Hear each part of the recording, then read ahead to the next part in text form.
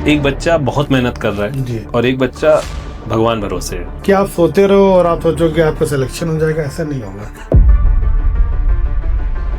23 लाख बैठा है, लेकिन एक्चुअल कंपटीशन तो सिर्फ लाख लोगों के बीच में है ना। 22 लाख हैं, वो तो सिर्फ किताब खोल के बैठने वाले हैं। सभी स्कूल इस बात का दावा करते हैं हमारे यहाँ अच्छी पढ़ाई होती है। 10 घंटे बैठना अलग चीज है, 10 घंटे पढ़ना अलग चीज है। कहते हैं ना किताब खोल के बैठा है, वो किताब ही खोल के बैठा है। मेरे पापा ने कभी किसी टीचर से ये नहीं कहा होगा कि हमारे बच्चे को मारना नहीं। हमारे यहाँ भले उल्टा कहा कि साला बदमाशी करे तो 20 डंडे और लगाना इसको। कि हम कुछ नहीं कर पाए हैं तो हम नहीं गेन कर रहे हैं, हम अच्छा नहीं कर रहे हैं।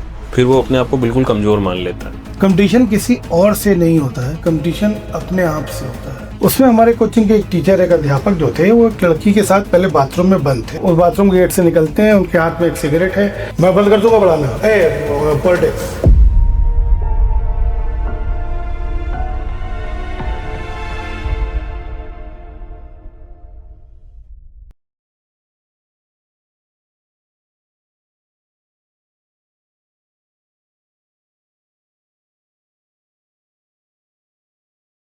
नमस्कार दोस्तों, स्वागत है आपका इंटरेक्शन विद शशांक में। आज हम लोग बात करने वाले हैं मिस्टर आशीष सर से, जो फिजिक्स के काकादेव में बहुत ही नामचीन टीचर थे।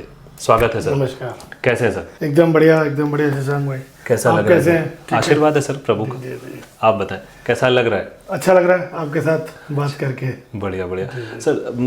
पहले मेरा सबसे एक प्रश्न रहता है जी। कि कैसा महसूस कैसा हो रहा है कि मतलब मेरा एक छोटा सा सेटअप है। नहीं, बहुत अच्छा आपने सेटअप बनाया है।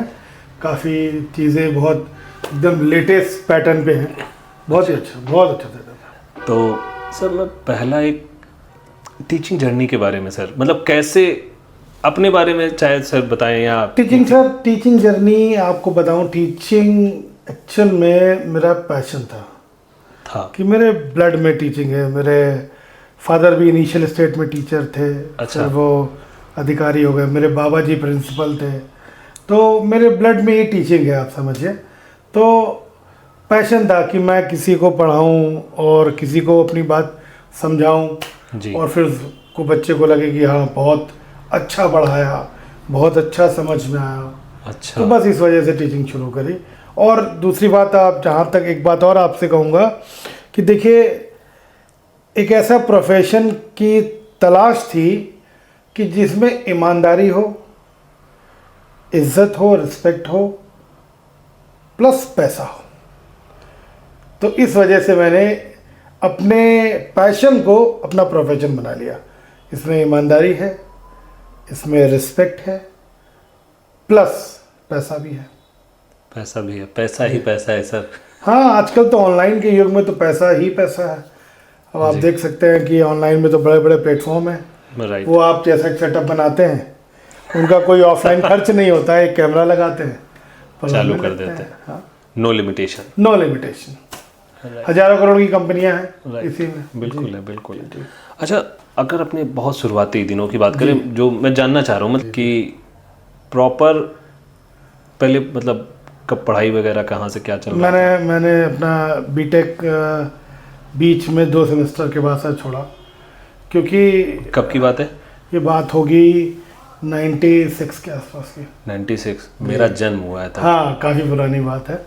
तो क्योंकि मेरा मन नहीं था, मैंने आपसे कहा ना कि मेरा बहुत जैसे एक लीक पे चलने का मन नहीं था। हमारे ज़्यादातर सब इंजीनियर्स हैं, मेरे चाचा इंजीनियर्स हैं, मामा इंजीनियर्स हैं, आईएएस हैं, कुछ पीसी अधिकारी हैं। तो मेरा उस लीक से हट के चलने का मन था। कहते ना, लीक गाड़ी चले, लीके चले कपूत, ये तुलसीदास जी का है जी। तो अब मुझे उससे हटना था। अच्छा। तो मैं एक नया रास्ता बीटेक छोड़ के अपना बनाया। जी, सही है। तो वैसे भी बीच से ड्रॉप आउट करने वालों की बहुत अच्छी अच्छी कहानियां भी हैं। तो आपने भी है जी, उसको हमें लगता बहुत पहले से ही। जी, अब भाव लिया, वही किस्मत है। ये तो किस्मत की बात हाँ, है। ये अच्छा, आप किस्मत मानते हैं? बहुत ज़्यादा, बहुत ही ज़्यादा। अच्छा, सो यहाँ पर मेरा अपने लिए भी प्रश्न है कि एक टीचर हैं आप जी जी जी बाय प्रोफेशन। जी जी सो एक बच्चा बहुत मेहनत कर रहा है जी। और एक बच्चा भगवान भरोसे है, किस्मत पर है। तो आप किसकी साइड लेंगे? देखिए सर, जो आपने एक बात कही ना, भगवान भरोसे, कंप्लीटली भगवान भरोसे तो नहीं चलता। हाँ। ठीक है, कि आप सोते रहो और आप सोचो कि आपका सिलेक्शन हो जाएगा, ऐसा नहीं होगा। ठीक, सही है। मेहनत करते हैं आप। पुरुषार्थ। अब वहाँ पे ऐसे दो बच्चे हैं जो मेहनत करते हैं, हाँ एक सेलेक्ट हो जाता है, एक नहीं सेलेक्ट हो पाता है। जी। तो उस जगह पर किस्मत का रोल होता है। राइट। जो सेलेक्ट हो गया वो उसकी किस्मत अच्छी थी, जो नहीं सेलेक्ट हुआ उसकी किस्मत थोड़ी सी, उस चीज मेहनत दोनों ने करी। हाँ, मेहनत देखिए, मेहनत तो करनी ही पड़ेगी आपको। आपको भगवान ने किस्मत, देखिए ऊपर वाला भी उन्हीं लोगों का साथ देता है जो अपना खुद साथ देते हैं, ऐसा कहे ना। तो आपको वर्क तो करना ही पड़ता है, कर्म तो करना ही पड़ेगा। बिल्कुल। बाकी फिर आपकी किस्मत। अब आप कर्म ही नहीं करना चाहते हैं और आप चाहते हैं कि आपका सब कुछ अच्छा हो जाए, तो ये तो फिर बहुत ही ज़्यादा अच्छी किस्मत हो, आप ऐसी जगह पैदा हो जाए। अब अंबानी क्या पैदा हो जाए, कुछ ना करिए, जिंदगी मौज में कटेगी आपकी। तो वो लोग भी तो करते हैं मेहनत, मतलब उनका, हाँ, उनका अलग हम लोग ट्रैक है मेहनत और वो का। लोग, मुझे जी, लगता जी, है जी, अब मुझे नहीं पता, लेकिन कोई भी व्यक्ति इतनी आसानी से हाँ, एकदम फैक्ट है। कोई भी चीज मैनेज नहीं कर सकता। मैनेज नहीं कर सकता। आदमी अपनी लाइफ मैनेज नहीं कर सकता बिना मेहनत के। मेहनत चाहिए, मेहनत तो चाहिए ही सर। राइट, बिल्कुल सही बात। और मुझे लगता है ना, बच्चों को एक चीज, ये चीज सीखनी चाहिए कि किसी भी जगह पर है, जरूरी नहीं कि आप एक जगह पे सफल नहीं हो पा रहे हैं तो दूसरी जगह पे, समटाइम्स क्या होता है कि हो सकता है आप एक चीज पे स्टक हैं और आगे उसके लिए उससे बेहतर बना रखा है। कहते हैं ना, सितारों के आगे जहां और भी है। जब आपने बहुत मेहनत कर ली और आपने अपना 100% दे दिया जी, फिर भी उसके बाद आपको सफलता नहीं मिली, बिल्कुल, इसका मतलब भगवान ने आपके लिए कुछ और अच्छा सोच रखा है। तो आपको वहाँ पे उन चीज़ों को छोड़ के आगे बढ़ना चाहिए अपनी लाइफ में। सर जैसा कि आपके बारे में, जी। टीचिंग स्टाइल के बारे में मैंने थोड़ा सा मेहनत करी, पता की। जी 2 दशकों में लोग ये बोलते हैं फिजिक्स की किताबें कई बार बदली, जी जी जी क्वेश्चंस के पेजेस बदले, जी लेकिन आपका पढ़ाने का तरीका नहीं बदला। जी। इसके पीछे का सब मैं सही में जानना चाह रहा हूँ कि क्या माइंडसेट था। देखिए, एक बड़ी बात आपको बताता हूँ शशांक जी इसमें, कि सबसे बड़ा फिजिक्स सीखने का गुरु मंत्र है बेसिक्स। जब आप बेसिक्स पे चलते हो, दुनिया में एक्चुअल में हर एक चीज़ सीखने का गुरु मंत्र है बेसिक्स। अभी देखिए, अभी आपको एक बहुत लेटेस्ट घटना बताता हूँ। 3-4 दिन पहले मैं वेब सीरीज़ देख रहा था, सिक्सर, ठीक है, क्रिकेट पर बनी है। ठीक है। तो उसमें एक बहुत अच्छा खिलाड़ी है, काफ़ी अच्छा परफॉर्म कर रहा है, लेकिन उसकी परफॉर्मेंस ख़राब हो जाती है। तो वो अपने कोच से बात करता है, तो उनके कोच साहब उनको बोलते हैं कि बेटा बेसिक्स, जो प्लेयर है वो पूछता है कि सर अब मैं आगे जाने के लिए क्या करूं? तो कोच साहब कहते हैं नहीं, तुम आगे मत जाओ, तुम पीछे जाओ, जो तुम्हारे बेसिक्स हैं उन पर वर्क करो और तुम अपने आप आगे चले जाओगे। तो सर बेसिक्स अगर नहीं है आपके क्लियर है तो फिर आप नहीं कर पाएंगे। और फिजिक्स क्या है, आज से 200 साल पहले भी वही थी, 100 साल पहले भी वही थी, न्यूटन वही थे, न्यूटन का रूल वही था, कुछ बदलाव तो है नहीं, फोर्सेस वही है। आज भी जो हमारे नीट में आता है वो वही आता है, न्यूटन आता है, न्यूटन की थ्योरीज आती हैं, वही इन सब पे पूरी फिजिक्स बनी है, वही कूलम्ब्स लॉ आता है।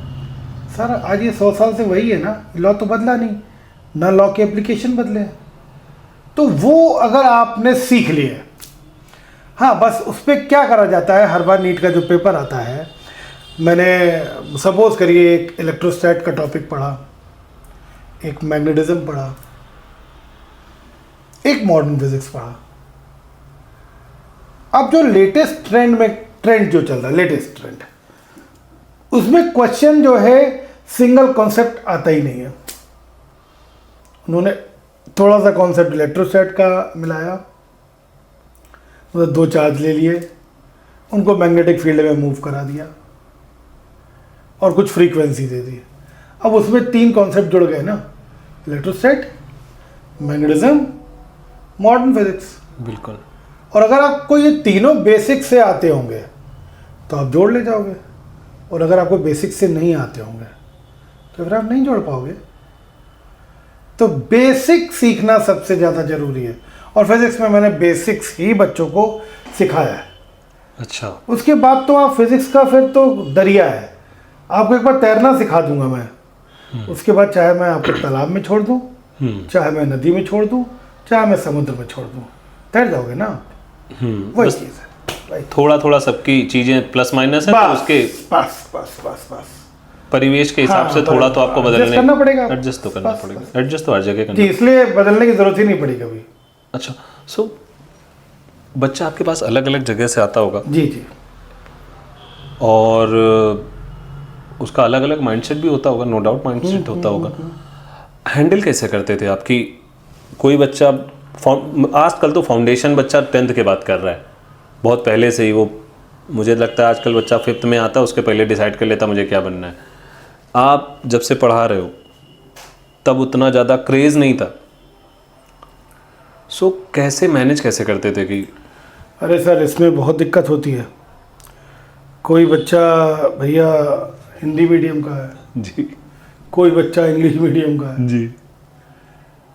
अब अगर हम गुरुत्वाकर्षण बोल दें तो इंग्लिश मीडियम वाला परेशान कि ये क्या बोल दिया, और अगर हम ग्रेविटी बोल दें तो हिंदी मीडियम वाला परेशान कि ये क्या बोल दिया। तो वहाँ पे टीचर को बड़ा ही सामंजस्य रखना पड़ता है कि वो गुरुत्वाकर्षण भी बोले और ग्रेविटी भी बोले, तो दोनों चीज़ें हमको बोलनी पड़ती थी। बैलेंसिंग। हाँ, हमारी बुकलेट में भी जब हम बुकलेट देते थे तो हिंदी इंग्लिश दोनों लिखा रहता है। हिंदी वाला हिंदी में पढ़ ले, इंग्लिश वाला इंग्लिश में पढ़ ले। ऐसे नीट का पेपर होता है, उसमें दोनों में लैंग्वेज में पेपर आता है, एक तरफ इंग्लिश एक तरफ हिंदी। तो मतलब आप पढ़ लो भाई, एक तरफ हिंदी।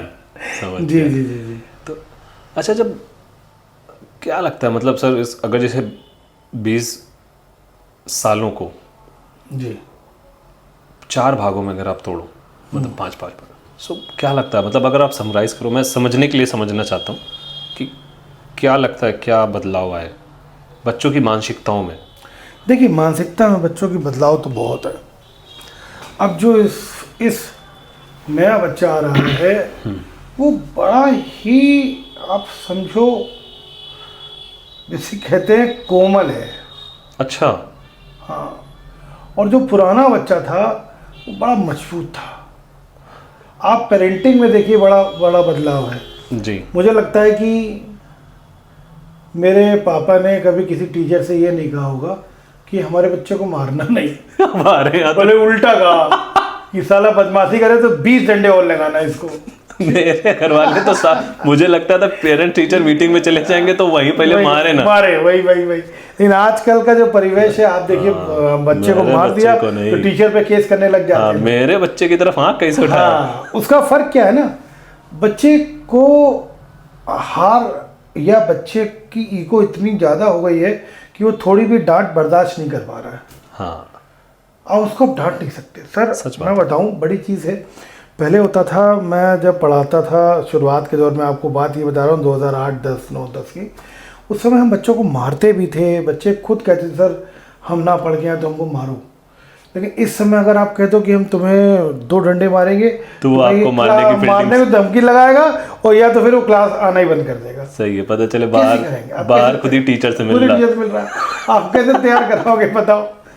ये एक बड़ा फर्क है, बहुत बड़ा फर्क है, जिसका खामियाजा भुगतना पड़ रहा है भाई। गार्जियंस को भी भुगतना पड़ रहा है। अच्छा। आप देख लो सुसाइड केस कितने बढ़ गए। बिल्कुल सही बात।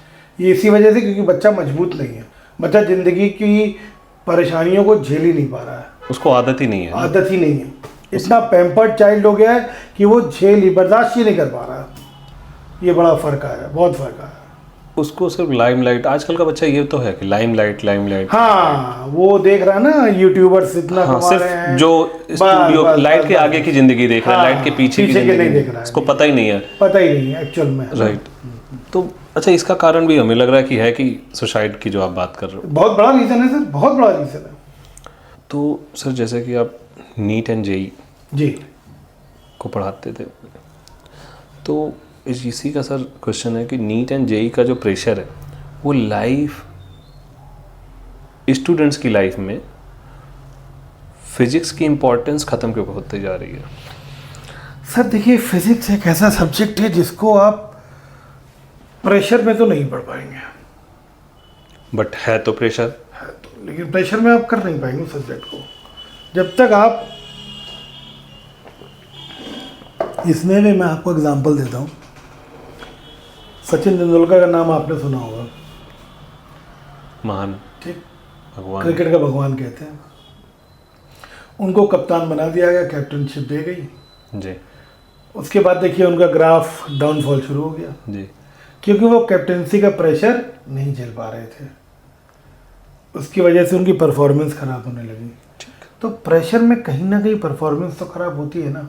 बिल्कुल सही। मैं तो गार्जियन से इतना कहूँगा, अपने बच्चों को डांटो, सब कुछ करो, मारो, ठीक, बट एक जो होता है ना तानेबाजी, वो मत करो। तानेबाजी बच्चे की ईगो हर्ट करती है, बच्चे का अंदर दिमाग तक हर्ट करती है।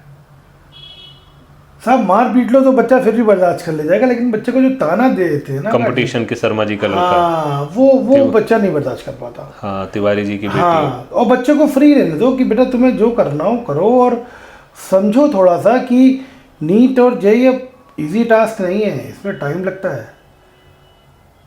आप बोल देते हो कि नहीं एक ही साल में निकालना है आपको नीट, और आपको बच्चा गांव से चला आ रहा बेचारा, उसे पता ही नहीं है नीट होती क्या चीज़ है। वो तो 12th पास करके चला आया, वो तो 12th के बारे में जानता है, तो नीट के बारे में नहीं जानता ना वो। तो ये थोड़ा सा गार्जियंस को समझना होगा कि मेंटली भी उसको सपोर्ट करें। और ये बड़ी चीज़ है कि कई बार गुस्से में झुंझलाहट में गार्जियन बोल देते हैं, उनकी भी गलती नहीं है, गार्जियंस के ऊपर भी सोसाइटी का प्रेशर होता है। प्रेशर होता है या लोग बना लेते हैं? सब होता है। बगल वाले चाचा पूछ रहे हैं क्या हुआ भाई, तुम्हारा बेटा तैयारी करने गया था या तुम्हारी बिटिया तैयारी कर रही थी? अच्छा 2 साल हो गए सिलेक्शन नहीं हुआ, अरे अब छुड़वा दो भाई, तुम पैसा बर्बाद कर रहे हो। इस तरीके की बातें करते हैं, तो एक प्रेशर तो पड़ेगा ही ना कहीं ना कहीं। आज भी आप देखो वो 4 लोग क्या कहेंगे, इस पे आज भी हमारा हिंदुस्तानी समाज इस पे टिका है कि वो शर्मा जी का बेटा क्या कहेगा, वो 4 लोग क्या कहेंगे। था कल मैंने एक पिक्चर देखी, अभी फिर सुनिएगा, अभी लेटेस्ट एक पिक्चर देखी आई है, दे दे प्यार 2। उसमें वो जो फैमिली बनी है आप देखिएगा, अगर जो वो अपने आप को बड़ा मॉडर्न कहते हैं, लेकिन बाद में वही रियलाइज़ करते हैं कि वो एक अपना ईगो अपनी बेटी पे थोप रहे थे।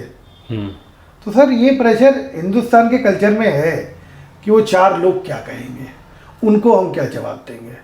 ये प्रेशर बड़ा बड़ा दिक्कत करता है सर। और इसमें फिज़िक्स पढ़ना देखिए बहुत बड़ी बात है। आपको बताऊं, फिज़िक्स एक तो टफ सब्जेक्ट है, उसको और टीचर्स जैसे पढ़ा, देखिए मैंने 2 दशक इस मार्केट में, आप समझिए नंबर 1 पोजीशन मेरी रही। तो मैं आपको बताऊं कि ऊपर वाले की किस्मत है, मैं भाई किस्मत को बहुत ज़्यादा मानता हूं, लेकिन मैं उसमें एक बात और थोड़ी सी कहूँगा कि मेरे पढ़ाने और दूसरे के पढ़ाने में थोड़ा सा फ़र्क था कि मैं क्लास के माहौल को बहुत लाइट रख के पढ़ाता था। कि भाई कोई बैठा है सब बच्चों से, और भाई मिश्रा जी क्या चल रहा है आपकी लाइफ में। तो अगर मैंने 2 घंटे पढ़ाया तो उसमें आधे घंटे बातें भी करी और माहौल को लाइट भी किया, ताकि फिज़िक्स लाइट तरीके से समझ आए, हंसी मजाक में समझ आए। कोई एग्जाम्पल देना है तो मैंने कोई कॉमेडी वाला एग्जाम्पल निकाला, ताकि बच्चे थोड़ा हंस के समझें, तो उनको याद रहेंगी चीज़ें और उनको प्रेशर भी नहीं फील होगा। तो ये इमोशनल कनेक्शंस, यस, ये बड़ा इम्पोर्टेंट है सर। अच्छा, तो मान लीजिए कोई ऐसा टीचर है, वो सही पढ़ाते हैं जी, बस थोड़ा हार्ड वे है। हाँ, एकदम सही। बच्चों को अपना माइंडसेट किस तरीके से तैयार करना चाहिए? सर देखिए, अगर थोड़ा हार्ड वे है तो वहाँ पे जो नॉर्मल बच्चा है उसको दिक्कत होती है। जो बहुत इंटेलिजेंट बच्चा है, जो जीनियस बच्चा है, कितने होते हैं ऐसे? वो बहुत कम है। अगर एक एग्जांपल लेते हैं, 100 बच्चों में से मुश्किल से 5 बच्चे वो तो कर ले जाते हैं, लेकिन 95% बच्चा नहीं कर पाता। और सब तैयारी के एक बार में फॉर्म अरे 26 लाख लोग भरते हैं, 23 लाख लोगों में कितने लोगों का सिलेक्शन होता है? आप जानते हैं इस बार जो 26 लाख लोग भरे हैं पेपर, उसमें से मात्र 10 लाख लोगों का भी कोई नीट क्वालिफाई नहीं हुआ है। मतलब क्वालिफाइंग नंबर तो जैसे सिलेक्शन आपको मिल रहा है मान लीजिए 550 नंबर पे, तो क्वालिफाइंग नंबर 120 ही होता है, वो तक नहीं ला पाए। सोचिए, इस बार तो बेसिक्स पर आ गया था क्वेश्चन। हाँ, नहीं, ये हर साल का यही नियम है। बहुत कम बच्चा क्वालिफाई कर पा रहा है नीट, क्योंकि वो बेचारा समझ ही नहीं पा रहा है। एक्चुअल चीज़ों को टीचर व्यवहारिक नहीं है। आज के टीचर बहुत प्रोफेशनल हो गए, व्यवहारिक नहीं है। और जब तक बच्चे से कनेक्ट होकर आप नहीं पढ़ाएंगे तब तक बच्चे को समझ में नहीं बच्चे को समझ में नहीं आएगा। वो आपको कनेक्ट होना ही पड़ेगा बच्चे से। तो सर इसका क्या रास्ता निकाला जा सकता है? सर ये आपको टीचर को बच्चे से कनेक्ट होना पड़ेगा। और अगर मान लेते हैं कि प्रोबेबिलिटी नहीं हो रही है, कुछ भी मान लेते हैं, परसेंटेज की बात ही नहीं करते, जी जी, लेकिन अब बच्चा तो पढ़ने जा रहा है, तो फिर सर उसका साल ही बर्बाद होता है। और क्या, वो कुछ गेन ही नहीं कर पाता। साल भर में बच्चा कुछ गेन ही नहीं कर पाता। मेरे पास बच्चे ऐसे आते थे, कई टीचर्स के यहाँ से पढ़ के आते थे, और वो टीचर्स एकदम मतलब प्रोफेशनल तरीके से उनको पढ़ाते थे, तो फिर कहाँ कनेक्ट हो पाया बच्चा टीचर से? नहीं कर पा रहा है। आपको एक बात बताऊं, बहुत बड़ी बात है, पिछले 2-3 साल में नीट क्वालिफाइंग करने वाले बच्चों की संख्या बहुत कम हो गई है। रीज़न क्या? ऑनलाइन में टीचर बच्चे से कनेक्ट ही नहीं है। वो तो कोर्स कंप्लीट कर पढ़ाता चल रहा है, उसे बच्चे का एक्सप्रेशन ही नहीं पता कि उसको समझ आ रहा है कि नहीं समझ आ रहा है। हम लोग साहब ऑफलाइन में बैठते थे, जब हम लोग ऑफलाइन में पढ़ाते थे तो बच्चे का चेहरा देख के समझ जाते थे कि इसको समझ आ रहा है कि नहीं और नहीं आ रहा, तो उसे दोबारा पूछते थे, भैया कौन सी बात समझ में नहीं आई, फिर से बताएं, या फिर से बता देते थे। समझ गया, हाँ ये तो होता था ना। तो ये एक इम्पॉर्टेंट चीज़ है सर, बहुत ज़्यादा। जब तक आप बच्चे से कनेक्ट नहीं होगे, जैसे हर जगह ही सर, कोई भी आप पिक्चर देखने जाओ, जब तक हीरो हीरोइन पब्लिक से कनेक्ट नहीं होते हैं, पब्लिक को ये नहीं लगता कि उन्हीं की स्टोरी चल रही है, तब तक वो पिक्चर कहाँ हिट हो पाती है। सही बात है, ये एक बड़ा इंपॉर्टेंट चीज़ है सर, कनेक्शन। तभी आप बैलेंस कर पाएंगे, वरना आप बैलेंस ही नहीं कर पाएंगे। फिजिक्स की बात कर लेते हैं सर। एज पर डेटा 40 से 45% स्टूडेंट फिजिक्स में फेल होते हैं। स्टूडेंट से मैं भी अपनी बात करूँ तो, या मेरे जो भी स्टूडेंट्स वगैरह साथ दोस्त में रहे हैं, वो कहते हैं अगर यार फिजिक्स मेंटेन करने जाओ तो केमिस्ट्री यहाँ से चली जाती है, केमिस्ट्री मेंटेन करने चले जाओ तो मैथ या फिजिक्स चली गई। अब ये चीज़ स्टूडेंट एज अ स्टूडेंट कैसे हैंडल करे सर? सर देखिए, एक बात आपको बताएं, आप एक सब्जेक्ट छोड़ते हो दूसरा चला जाता है, एकदम फैक्ट है जी। वहाँ पर आपको शशांक भाई बहुत ही कंसिस्टेंसी से तीनों सब्जेक्ट को डेली पढ़ना होता है, कंसिस्टेंसी से। आप अगर देखिए, बच्चा बैठ के पढ़ रहा है, उसने मान लीजिए 10 घंटे वो बैठा रहा, पढ़ता रहा, तो एक्चुअल में 10 घंटे जो वो बैठा रहा पढ़ रहा है, तो उसमें उसने पढ़ा कितना है, फिल्टरेशन कितनी हुई है। 10 घंटे बैठना अलग चीज़ है और 10 घंटे पढ़ना अलग चीज़ है। बिल्कुल ठीक। अगर वो 10 घंटे पढ़ा है तो ये एक बहुत ह्यूज है, वो बहुत कुछ कर लेगा। देखिए, अगर 10 घंटे सिर्फ बैठा रहा है, पढ़ा 1 ही आध घंटे है, क्योंकि सिर्फ बच्चा बैठा है किताब लेके खोल के बैठा है, तो कहते हैं ना किताब खोल के बैठा है, वो किताब ही खोल के बैठा है, उसका दिमाग कहीं और चल रहा है, तो वो बेचारा नहीं पढ़ पाएगा। हाँ, 10 घंटे आप उसी में जुटे हैं तो आप तीनों सब्जेक्ट बैलेंस कर लेंगे। और एक नियम बना लें कि डेली 2 घंटे एक सब्जेक्ट को हमको देना है, 2 घंटे उस सब्जेक्ट के साथ हमें बिताने हैं, 2 घंटे उस सब्जेक्ट को हमको देना है और डेली देना है। तो आप देखिए, कभी दिक्कतें नहीं आएंगी, कभी नहीं आएंगी। और वो भी शुरुआत से देखिए, फ्रॉम द बिगिनिंग। बच्चा क्या सोचता है, चलो हम अभी टीचर ने पढ़ा दिया, फिर हम इसको बाद में पढ़ेंगे। सर बाद कभी नहीं आता, आपको अगर सेलेक्ट होना है तो आपको तैयारी इस अप्रैल से ही शुरू करनी पड़ेगी, अगले मई की, और उसी कंसिस्टेंसी से आपको पढ़ना पड़ेगा सर। इस अप्रैल से आप इसी अप्रैल से 2 घंटे दें। अगर आप मेडिकल कर रहे हैं तो फिजिक्स को 2 घंटे, बायोलॉजी को 2 घंटे, केमिस्ट्री को, और अगर जेई कर रहे हैं तो 2 घंटे फिजिक्स को, 2 घंटे मैथ्स को, 2 घंटे केमिस्ट्री को। तीनों सब्जेक्ट को साथ में लेकर चलना होगा आपको, वरना आप नहीं कर पाएंगे, कंसिस्टेंसी नहीं आ पाएगी। और ये फिर एक बड़ी बात मैंने आपसे बोली कि 10 घंटे बैठना अलग चीज़ है, 10 घंटे पढ़ना अलग चीज़ है। कभी आपने आईएएस वगैरह जो क्वालिफाई करते हैं, उनका टॉपर होते हैं, उनका इंटरव्यू पढ़ा होगा, कहते हैं हम 8 घंटे डेली पढ़ते थे।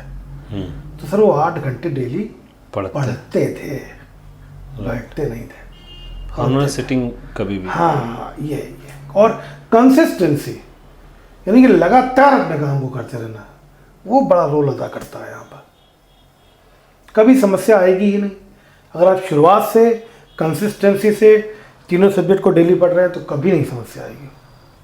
तो बच्चों को मतलब स्ट्रेटजी बनाने के लिए बस एक सिंपल रास्ता है, कंसिस्टेंसी और डेली 2 घंटे एक सब्जेक्ट में बिताए, खुद कोचिंग के अलावा। कोचिंग के अलावा सर, कोचिंग के अलावा, कोचिंग वाला टाइम इंक्लूड नहीं है इसमें। और कोचिंग के अलावा इतना करता रहेगा तो वो सब कर ले जाएगा, अच्छा कर ले जाएगा।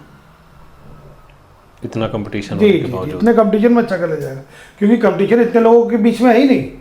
अच्छा, 23 लाख बैठा है, लेकिन एक्चुअल कंपटीशन तो सिर्फ लाख लोगों के बीच में है ना। बाकी जो 22 लाख हैं वो तो सिर्फ किताब खोल के बैठने वाले हैं सर।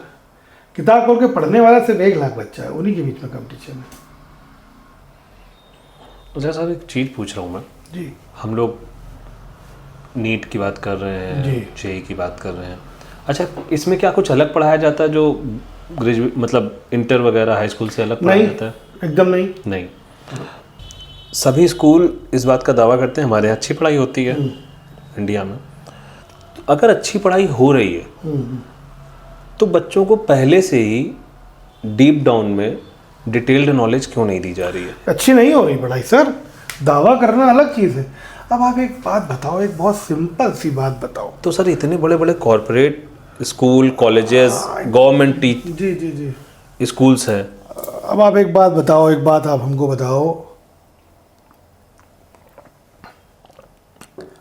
जिजांग जी आप सोच के बताना, आप जॉब कर रहे हो कहीं किसी स्कूल में, ठीक है, मान लिया। अगर गवर्नमेंट स्कूल है तो और ही अच्छा है, गवर्नमेंट नहीं प्राइवेट है। सर आप पढ़ा रहे हो, बच्चा पास हो, बच्चा फेल हो, इससे आपकी सैलरी नहीं रुकेगी। सैलरी आपको मिलेगी, और बच्चा रिपोर्ट अगर मांगी जाएगी स्कूल में, बच्चे ने कहा हाँ ठीक है, तो आपको कंटिन्यू करेंगे वो। लेकिन क्या कहीं वो पढ़ाना आपका करियर है कि आप बहुत मेहनत से पढ़ाया अपने बच्चे को? वहाँ तो स्कूल में तो ये करियर नहीं है ना आपका। बहुत प्रैक्टिकल बात मैं कर रहा हूँ भाई साहब। कुछ टीचर होते हैं जो स्कूल में बहुत अच्छे से पढ़ाते हैं, बिल्कुल सही। लेकिन वो संख्या बहुत कम है। हर स्कूल में बहुत ही हाँ, बहुत कम है, ठीक। लेकिन वो टीचर्स बहुत अच्छे से पूरी जान झोंक के पढ़ाते हैं, बिल्कुल सही बात। ठीक। लेकिन अगर जान झोंक के जो नहीं पढ़ा रहा है तो वो बच्चे को कितना डिलीवर कर पाएगा? बात नंबर 1।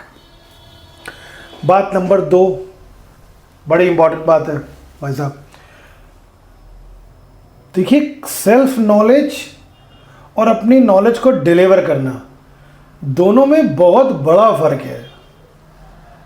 आप टीचर का जो अपॉइंटमेंट कर रहे हो वो टीचर की सेल्फ नॉलेज पे कर रहे हो, नॉट एग्जीक्यूशन। हाँ, नॉट एग्जीक्यूशन।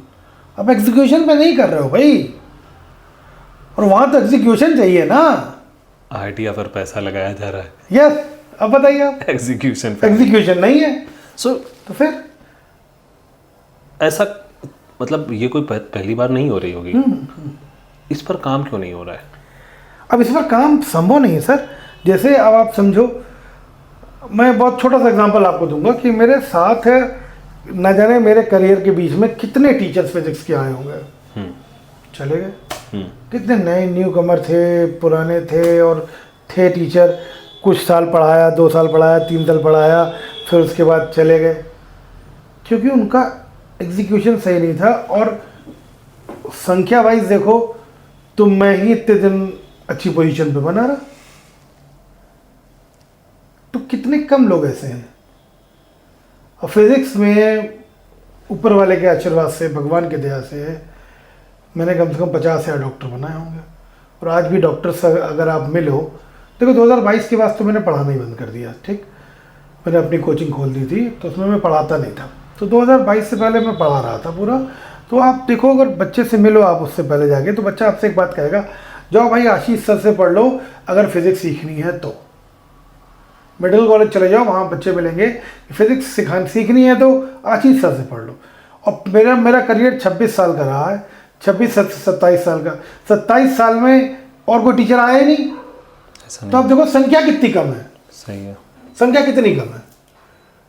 अब ऑनलाइन देखो क्या हो रहा है, ऑनलाइन बच्चे को पढ़ने का एक फ़ायदा ये है कि एक अच्छा टीचर से बहुत ढेर सारे बच्चे पढ़ सकते हैं, जो पहले नहीं था।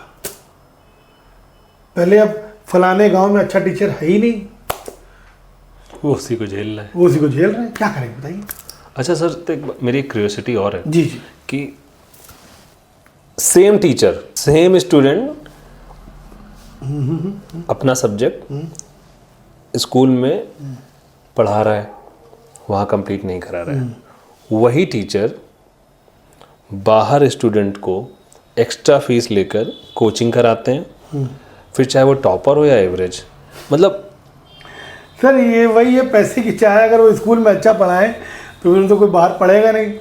कुछ टीचरों को आप देखो बड़े सिद्धांतवादी होते हैं। हमारे एक सर थे, बड़े सिद्धांतवादी थे भाई, वो होम ट्यूशन नहीं देते थे, लेकिन वो स्कूल में इतना अच्छा पढ़ाते थे कि वहीं सब सीख जाते थे हम लोग। बिल्कुल सही। ये बड़ा ही तो गंदा ट्रेंड सर आपको नहीं लगता क्या ये एजुकेशन सिस्टम का फेलियर है? फेलियर ये तो है ही है, यहाँ तो है ही है, लेकिन आप इसको रोक नहीं पाएंगे ना। इसको कैसे रोकेंगे भाई? जैसे कहते हैं ना, मतलब आप इसको प्रॉपर लूप होल मान रहे हैं? मान रहा हूँ। तो सर ये अपने इंडिया में ही है? नहीं, हर जगह है भाई, सब जगह है। क्या ऐसे अब अमेरिका चले जाओ, क्या वहाँ हर बच्चे की फिजिक्स अच्छी होती है? बहुत ढेर सारे बच्चे होंगे जो फिजिक्स में डरते होंगे क्योंकि उनको अच्छे टीचर्स नहीं मिल रहे हैं। इंडिया ही की बात नहीं है सर, बेईमानी करप्शन हर जगह है, हर जगह है, हर कंट्री में है। लेकिन हाँ, वहाँ पे अमेरिका में क्या है कि भाई चलो तुम्हें फिजिक्स नहीं समझ आ रही है तो तुम कुछ और पढ़ लो। अब इंडिया में क्या है, नहीं तुम्हें डॉक्टर ही बनना है या तुम्हें इंजीनियर ही बनना है, तुम्हें पढ़नी पड़ेगी। ये बड़ी समस्या है सर। समझ गया। तो इससे कुछ ओवरकम करने के लिए रास्ता? अब ये तो कोई रास्ता नहीं सर। अब ये ऑनलाइन थोड़ा शायद ओवरकम कर जाए, ऑनलाइन से आने से मतलब अच्छा टीचर कई बच्चों को मिल जाए, है ना। ये जैसे कि हम लोग बात ही कर रहे हैं, आप फिजिक्स के टीचर हैं, तो मान लिया ओवरकम नहीं हो रहा। जी जी जी। जैसे भारत में यूपीआई है, क्यूआर कोड है, एटीएम सेंसर्स जैसी टेक्नोलॉजी से related education, basic education students को क्यों नहीं दी जा रही है? सर अब इन्वॉल्व होगा, इन सब चीज़ों का भी इन्वॉल्वमेंट होगा धीरे धीरे। देखिए पुराना स्ट्रक्चर चला आ रहा है पढ़ाई का हम लोगों का, बहुत ज़्यादा परिवर्तन नहीं है। अब धीरे धीरे परिवर्तन होंगे और होने चाहिए कि भाई बच्चों को बेसिक चीज़ें, बैंक का काम और यूपीआई का काम और एआई का काम, ये सब सिखाया जा रहा है। अब धीरे धीरे सब्जेक्ट इंट्रोड्यूस हो रहे हैं, ऐसा नहीं। अभी दिल्ली यूनिवर्सिटी ने एआई का सब्जेक्ट इंट्रोड्यूस किया अपने यहाँ, तो वो बच्चा सीखेगा धीरे धीरे। अब ऐसा होगा जरूर, 100% होगा। गवर्नमेंट इस पर ध्यान दे रही है। कितने दिन? और मुश्किल तो मुझे लग रहा है मुश्किल से 2 से 3 साल। अच्छा। आराम से ये सब सब्जेक्ट आ जाएंगे जो बेसिक नॉलेज आपको देंगे। मैंने कहा ना, अभी दिल्ली यूनिवर्सिटी ने हाल इसी साल एआई इंक्लूड किया है अपने उसमें। तो सर इसको मतलब मैं मान रहा हूँ कि मैं पिछली बातें नहीं करता हूँ, वर्तमान की बातें करते हैं, तो इस पर फोकस्ड होकर क्यों काम नहीं किया जा रहा? मतलब मैं ये नहीं कह रहा हूँ काम नहीं किया जा रहा है। 140 करोड़ जनसंख्या को मैनेज करना, हाँ बहुत बड़ी बात है। इतना आसान नहीं होता। लोग अपने घर में 10 लोगों को मैनेज नहीं कर पाते हैं। सही बात है। गवर्नमेंट बहुत सारे अच्छे काम कर रही है, जी जी जी। बट मुझे ये कि वो बहुत फोकस्ड होके काम इस मुद्दे पे क्यों नहीं करती है? देखिए इसका मैं एक एग्जांपल अपने मुद्दे पे लेता हूँ कि एक समय तक था कि कोई लगातार अपना काम कर रहा था, अब वो अपनी रूलिंग में आए, उन्होंने बहुत तेजी से ओवरकम किया। ओवरकम बोलेंगे, अब एक बार नहीं 2 बार किया सर, 1 दशक दिया। जी जी, नहीं हाँ एकदम सही कह रहे हैं आप। 1 दशक दिया। उस 1 दशक में क्या बहुत सारे रूल्स आए, तो एजुकेशन पर रूल पहले क्यों नहीं आ रहा है कि मतलब कि बिल्कुल एक सूत्री कार्यक्रम पर काम किया जाए? एजुकेशन पे एजुकेशन जो है हम लोगों की, उसमें ये ड्रॉबैक थोड़े बहुत हैं। थोड़े बहुत हैं। ये जो जैसे आपने यूपीआई वगैरह की बात करी जी। अभी आप देखिए यूपीआई हमें ज़रा कोरोना के बाद तो हम लोग खुद सीखे, 5 ही साल तो हुआ है। कोरोना 2020 में आया था, तभी से हम तो ऑनलाइन पेमेंट, ऑनलाइन पे। मैं सर टेक्नोलॉजी की बात कर रहा हूँ, बच्चों को क्यों नहीं सिखाया जा रहा? बच्चों को सर सिखाया जाएगा। देखिए मैंने कहा ना, इसी साल एआई का सब्जेक्ट इंट्रोड्यूस कर दिया गया ना। अब एआई में सब कुछ आ जाएगा, कई चीज़ें आ जाएंगी। दिल्ली यूनिवर्सिटी अलग से प्रोग्राम चला रही है, कोर्सेज चला रही है, डिजिटल मार्केटिंग, Agreed, यस उस पर चला रही है, वो कर रही है। वो धीरे धीरे सर आपको दिखेगा, वो धरातल पे कब आएगा, वो कम से कम 3 साल का समय लगेगा, तब आपको दिखना शुरू होगा कि हाँ इस बच्चे ने ये पढ़ाया गया, इस बच्चे को ये कराया गया। आप देखो जब कंप्यूटर्स कितने साल पहले आया था, लेकिन अब आपको धरातल पे दिखता है। पूरा तो टाइम लगता है सर, कम से कम 3 से 4 साल तो लगेगा ही इसको धरातल पे आने। जैसे स्टूडेंट्स की बात कर लेते हैं, कई सारे बच्चे खुद को बहुत ना कमज़ोर कंपटीटर मान लेते हैं सेल्फ से, या वो आए शहर का भी बच्चा होता है, रूरल का भी बच्चा होता है, वो आता है उम्मीदों को लेकर आता है, फिर उसकी उम्मीदों पे है ना पानी फेरता है, फिर वो अपने आप को बिल्कुल कमज़ोर मान लेता है। तो आपके पॉइंट ऑफ व्यू से अगर 5 स्टेप्स में बताइए सर कि जिससे उसका कॉन्फिडेंस और परफॉर्मेंस दोनों मेंटेन रहे या बढ़ जाए। देखिए 5 स्टेप की ज़रूरत नहीं, सिर्फ इसमें 1 स्टेप की ज़रूरत है। अच्छा, सिर्फ 1 स्टेप। जी कंपटीशन किसी और से नहीं होता है जी, कंपटीशन अपने आप से होता है। सही है। हमारे कल और हमारे आज के बीच में होता है। अगर हमने कल से आज के बीच में कुछ नया सीखा है तो हम गेन कर रहे हैं, हम आगे चल रहे हैं। और हमारे कल और आज में हमने कुछ नहीं सीखा या हम कुछ नहीं कर पाए हैं तो हम नहीं गेन कर रहे हैं, हम अच्छा नहीं कर रहे हैं। सर जिस दिन से बच्चा ये समझने लगेगा कि हमारी कल की पढ़ाई से आज की पढ़ाई में इम्प्रूवमेंट है, हमने कुछ नया सीखा है, हमने कुछ नया किया है, उसके अंदर आप देख रहे हैं लगातार इम्प्रूवमेंट होता चला जाएगा और वो बहुत अच्छा कर ले जाएगा। एग्रीड। उसका कॉन्फिडेंस बढ़ जाएगा। बच्चे को एक बात समझनी है कि बेटा तुम्हारा कंपटीशन किसी और से नहीं है, तुम किसी अपने आप को बेवकूफ़ मत समझो या अपने आप को अंडरस्टिमेट मत करो।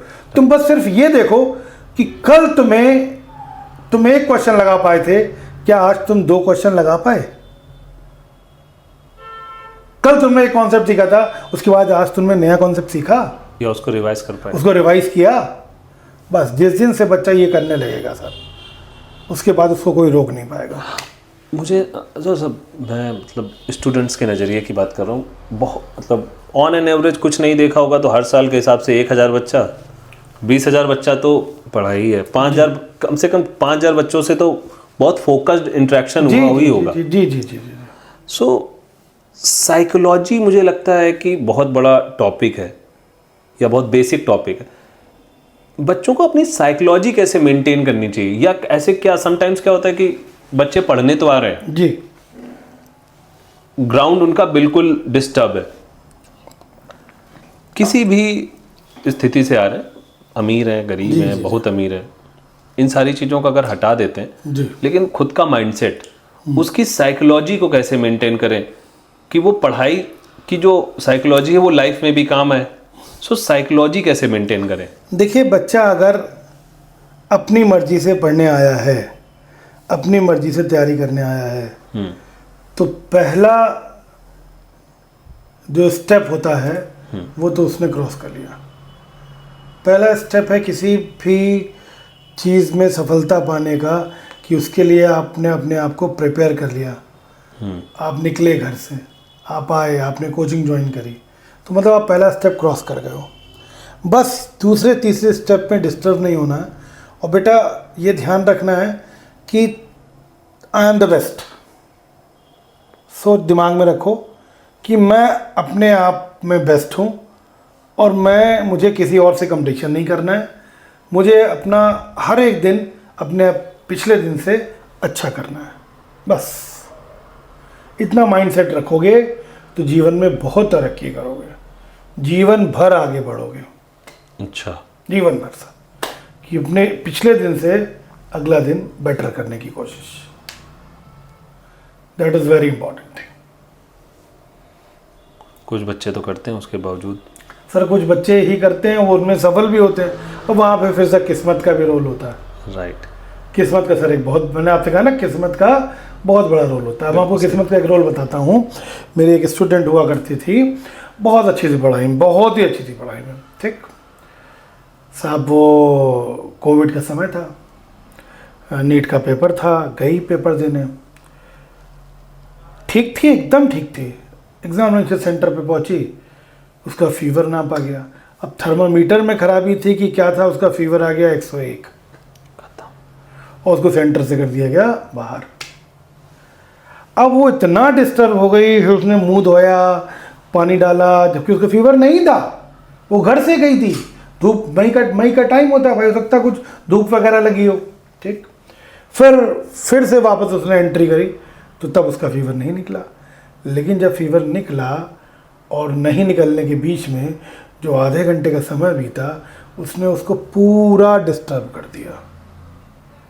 अब उसका पेपर में भी उसका दिमाग नहीं चल रहा कि करे तो करे क्या वो।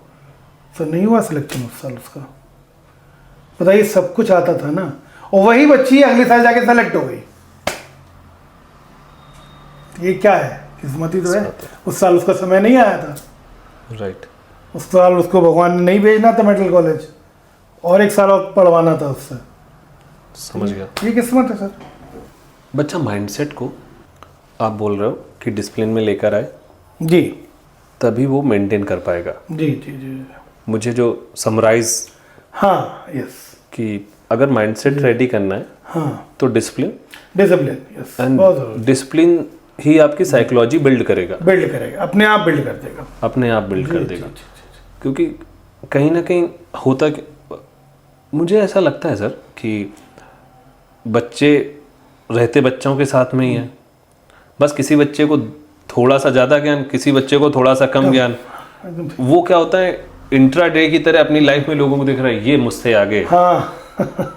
लेकिन जब ओवरऑल अगर देखेंगे स्पैम में, अगर 5 साल के स्पैम में देखेंगे तो लग रहा है कि सब अगल बगल है, कोई बहुत ज्यादा ऊपर और कोई बहुत ज्यादा नीचे नहीं है। जिस तरह टीचर मुझे लगता है जब देखता है तो वो देख रहा होता है अपने 20 साल 25 साल के कैरियर से, तो उसको लग रहा है इसमें कोई बहुत अंतर नहीं है, बस एक थोड़े से एक बदलाव का अंतर है। तो मुझे लगता है जो बच्चों को किसी से ऊपर नीचे देखने की जरूरत नहीं है, अपनी बुद्धिमत्ता का स्तर धीरे धीरे बढ़ाना चाहिए। बस कि अगर यहाँ नहीं भी हुआ और यहाँ हुआ, इन दोनों में बस हो सकता है कि आपकी लाइफ में रिस्पेक्ट और पैसा थोड़ा जल्दी आ जाए। जी जी जी। किसी एक जगह जाने के बाद देर से आता है थोड़ा, बस और फर्क नहीं पड़ता। बच्चों पे बात कर रहे हैं, डिसिप्लिन पे बात कर रहे हैं, एजुकेशन के पैटर्न पे बात कर रहे हैं, बट मॉडर्न एजुकेशन जो है इतना पैटर्न बदल रहा है, सो बच्चा कैसे सस्टेन करेगा? ये तो एक बड़ा विषय है सर। वो पढ़ के आ रहा है कुछ, मतलब वो पढ़ के वही 20 साल पुरानी किताबें ही चल के चला आ रहा है। मॉडर्न एजुकेशन, मॉडर्न कंपटीशन तो बात की बात करते हैं, मॉडर्न एजुकेशन ही इतना है कि वो सस्टेन ही नहीं कर पा रहा है। सो कहाँ से डिसिप्लिन एंड सर बदलेगा, सिस्टम बदलेगा, 100% बदलेगा। और आप देखिएगा मुश्किल से आने वाले 4 साल में आपको इस धरातल पे दिखेगा। अच्छा, सिस्टम बदल रहा है, 100% बदल रहा है। आप देखना, बस 4 साल रुक जाओ, आपको ये चीज़ें धरातल पे दिखेंगी, आपको फील होगा कि हाँ लोगों को जानकारी होने लगी। स्पेसिफिक कन्वर्जेशन काकादूब पे कर लेते हैं जी चलिए। कि जैसे कि आप काकादूब में 20 साल आपने, 26 साल जैसे आपने काम किया, बढ़िया काम किया, फेमस टीचर रहे हैं आप। तो 2022 तक 20 से 25 हज़ार बच्चा आता था। जी जी जी जी। मेडिकल का सिलेक्शन रेशियो अप्रॉक्सीमेट 5% था, जिसमें न्यूलाइट और ओमेगा जैसी जी जी कोचिंग्स का बहुत बड़ा योगदान था। जी जी जी। ऑल ऑफ सडन इतना डाउन क्यों हो गया बच्चों का आना और सिलेक्शन रेशियो? तो देखिए, ये सिर्फ काकादेव नहीं, आज एलन को काकादेव आना पड़ा। वो कोचिंग जो कभी कोटा से हिली नहीं।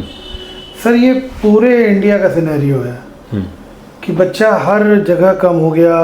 कोटा आप चले जाओ, हॉस्टल खाली पड़े हैं सर, बच्चा बहुत, वहाँ तो महंगाई है लोग बोलते हैं। नहीं हॉस्टल्स खाली हैं सर, महंगाई होना अलग चीज़ है। वहाँ हॉस्टल 12,000 रुपये मिलता है, काकादेव में हॉस्टल 6,000 रुपये मिलता है, बस ये फ़र्क है। लेकिन हॉस्टल वहाँ खाली पड़े, यहाँ पर भी खाली पड़े। Reason online. देखिए ऑनलाइन में कुछ सहूलियत तो है ही, अब होता क्या है ना, बच्चे ने 1 साल ऑफलाइन कर लिया, फिर अगले साल गार्जियन भी उससे कहता है ऐसा सुनो तो मैं वहाँ जा रहे हो, पढ़ते हो कि नहीं पढ़ते हो हमें दिखता ही नहीं है, सही है, हमारी आंखों के सामने रहो। बात नंबर 1। बात नंबर 2, 1 साल तो पढ़ ही लिए हो, दूसरे साल वही कोर्स तुमको रिवीजन करना है तो हमारे सामने घर में बैठ के करो। और सबसे बड़ी बात, तुम्हारे रहने खाने का जो बाहर का खर्चा है वो बचा, प्लस कोचिंग कराने में 60-70 हज़ार रुपये लगते थे, ऑनलाइन कोचिंग 10,000 रुपये में हो जाती है, तो 10,000 रुपये में कोचिंग कराता है, घर पे बैठ के बच्चा पढ़ता है। जो सीरियस है, जिसने 1 साल सीरियसली पढ़ाई करी है उसको फ़ायदा मिल जाता है, और जिसने नहीं पढ़ा है सर उसको दिक्कत हो जाती है, वो ट्रैक से हट जाता है। ये है। अभी अप्रॉक्सीमेट कितना बच्चा आ रहा है लास्ट 3 साल से? बहुत कम है सर, इस साल तो मुझे लग रहा है कि बहुत ही कम है। इस साल मुश्किल से 2-3 हज़ार बच्चा होगा सब एलन आकाश मिला के। यस, मुश्किल से मुश्किल 3 हज़ार से ज़्यादा नहीं होगा, जिसमें एलन और आकाश मिला के बात कर रहा हूँ मैं आपसे। हर कोचिंग में बच्चा। और एक बड़ी बात, और आपको कुछ चीज़ें और बताएं, ये कोई सडन फॉल नहीं है सर, इसका रीज़न है। अब आप एक बात बताओ, जैसे अब मैं सिर्फ कानपुर एरिया की बात करूँ, कानपुर एरिया में बच्चा आता कहाँ से था? मैं बताऊँ कहाँ से आता था? आजमगढ़, प्रतापगढ़, जौनपुर और रायबरेली, मऊ, इधर फर्रुखाबाद। ठीक, आज हर जिले में एक बड़ा प्रोफेशनल इंस्टीट्यूट है, तो अब वहां से बच्चा क्यों आएगा काका जो? क्यों भेजेगा गार्जियन भाई? ठीक है, जब उसे शिक्षा वहीं मिल रही है। चलिए ठीक है, मान लिया मैंने। जी जी, ये तो बच्चा आना हो गया, जी। लेकिन जो बच्चा आ रहा है उसका सिलेक्शन रेशियो इतना डाउन क्यों है? काकादो का सर स्पेसिफिकली देखिए, मैं बात कर रहा हूँ। सिलेक्शन रेशियो की अगर आप बात करें तो डाउन नहीं है। अगर 100 बच्चों, मार्केट- नहीं, देखिए सुनिए मेरी बात, 100 बच्चा आप पढ़ा रहे हैं और 5 सेलेक्ट हो गया, ठीक है, 5% ही सिलेक्शन रेशियो होता ही है।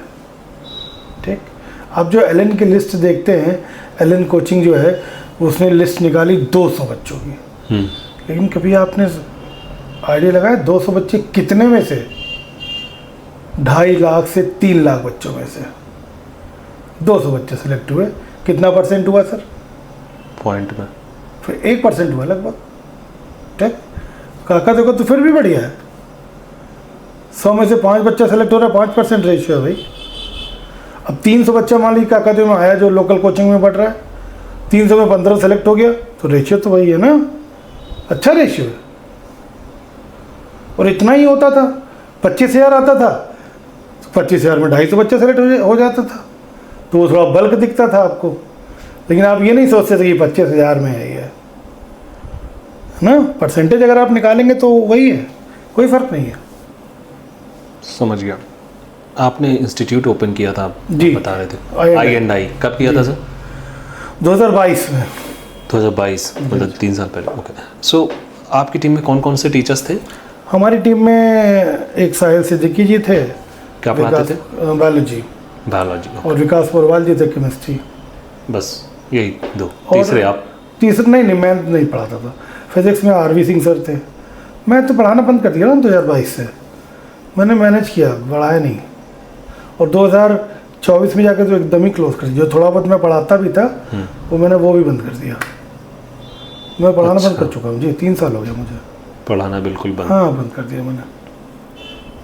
आपके इंस्टीट्यूट का सिलेक्शन रेशियो क्या था? वही सर 3%, 4%। 3%, 4%? हाँ, इससे ज़्यादा नहीं होता सर। आपके I&I इंस्टीट्यूट की कंट्रोवर्सी है कि जी। जिसमें जिन टीचर्स की आप बात कर रहे हैं उनको आपने बुलाने के लिए आपका एक बॉन्ड बना, डील हुई, जिसमें आपने बोला नेक्स्ट ईयर से हम 10% का जी जी जी पे स्केल में ग्रोथ करेंगे। हाँ, मैंने किया। फिर बाद में जब नेक्स्ट ईयर आया तो मैंने पैसा बढ़ाया, नहीं बढ़ाया, सबका पैसा बढ़ाया, ग्रोथ नहीं रखा, जिसकी वजह से सर मार्केट तो ये बोलती है कि बच्चों को पढ़ने में बहुत प्रॉब्लम हुई थी 2022 में। एकदम 2022 में, 22 में तो कोचिंग ही खुली है। 2022 से 23 से 24 में उन्हीं टीचरों ने कंटिन्यू किया, और फिर 24 से 25 अगर मैंने नहीं बढ़ाया होता तो क्या वो टीचर कंटिन्यू करते? मुझे सर, बताइए। उसी टाइम का एक और भी तो रूमर था कि आपकी इंडस्ट्री के कुछ लोगों ने आप पे एलिगेशन लगाया कि आपने अपनी ही इंस्टीट्यूट में पढ़ाने वाले टीचर की फीमेल स्टूडेंट के साथ का ऑफेंसिव वीडियो वायरल करा दिया था। 24 से 25 की बात है सर ये।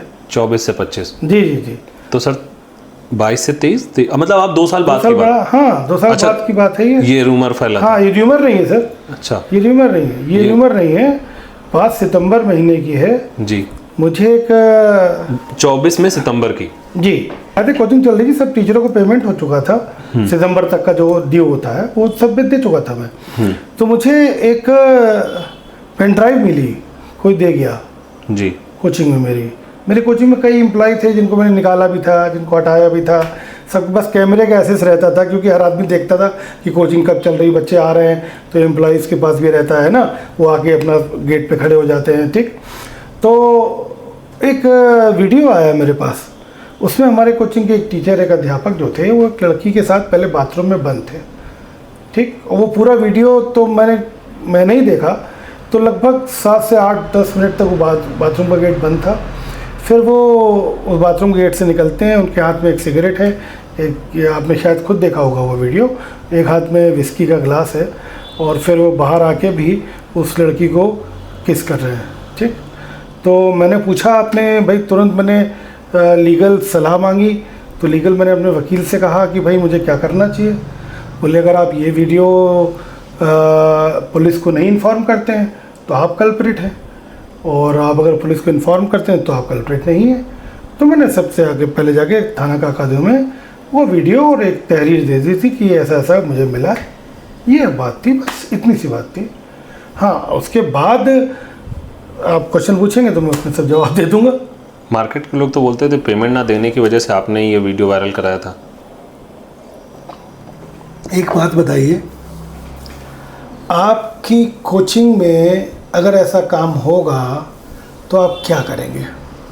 मैं आप ही से कहूँ, आप ये ऑफिस चलाते हैं, शशांक जी आप ये ऑफिस चलाते हैं, आपको एक दिन पता चलता है आपके ऑफिस में आपके 2 लोग इस तरीके गंदा काम कर रहे हैं, आप क्या करेंगे? सर पहले तो आप ही बताओ, आपके साथ हुआ? मैंने बताया ना, मैंने पुलिस को दे दिया, और उसके बाद आपके पड़ोसी, आपके सामने वाले दुकान वाले ये कहें कि आपने एम्प्लॉय को पैसा नहीं दिया, और ये बात भी आपके एम्प्लॉय ने कहा होगा जिसको आपने निकाला, उसी ने बाहर जाके कहा होगा मेरा पैसा नहीं निकाला। अरे वो वीडियो बनी ही क्यों कोचिंग में? ऐसी वीडियो आई ही क्यों कोचिंग में? अपनी छात्रा के साथ गलत कार्य किया ही क्यों कोचिंग में, वो भी छात्रा के साथ? हमने वायरल कराया, हमने थाने में दिया सर, वो तो अलग मैटर है।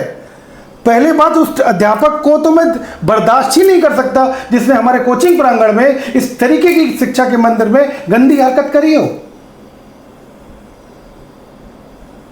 कोई कर पाएगा बर्दाश्त? आप ये कह रहे हैं आपने? जी, आप मुझे बताइए। मतलब सिर्फ ये मुद्दा था जिस वजह से आप हाँ ये देने गए थे? जी। लेकिन आपके ही एक एफबी के पोस्ट पे एक आनंद यादव कोई है, उन्होंने कमेंट किया है जी कि सर आप ये सब बातें मत करो, कितने पानी के धुले हो आप जानते हैं सब लोग, सैलरी ना देने पड़े इसलिए साहिल सर को हिंदू मुस्लिम करके फंसा दिया आप, और आज ज्ञान बहुत बढ़िया बात, बहुत बढ़िया बात की।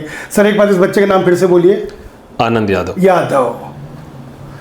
ये मैंने जो बीजेपी ज्वाइन करी है उसकी वजह से यादव और मुस्लिम समाज जी, आप मेरे एफबी पे चले जाओ, आप मेरे यूट्यूब पे चले जाओ, इंस्टाग्राम पे चले जाओ, आपको 95% यादव और मुस्लिम के ही कमेंट मिलेंगे।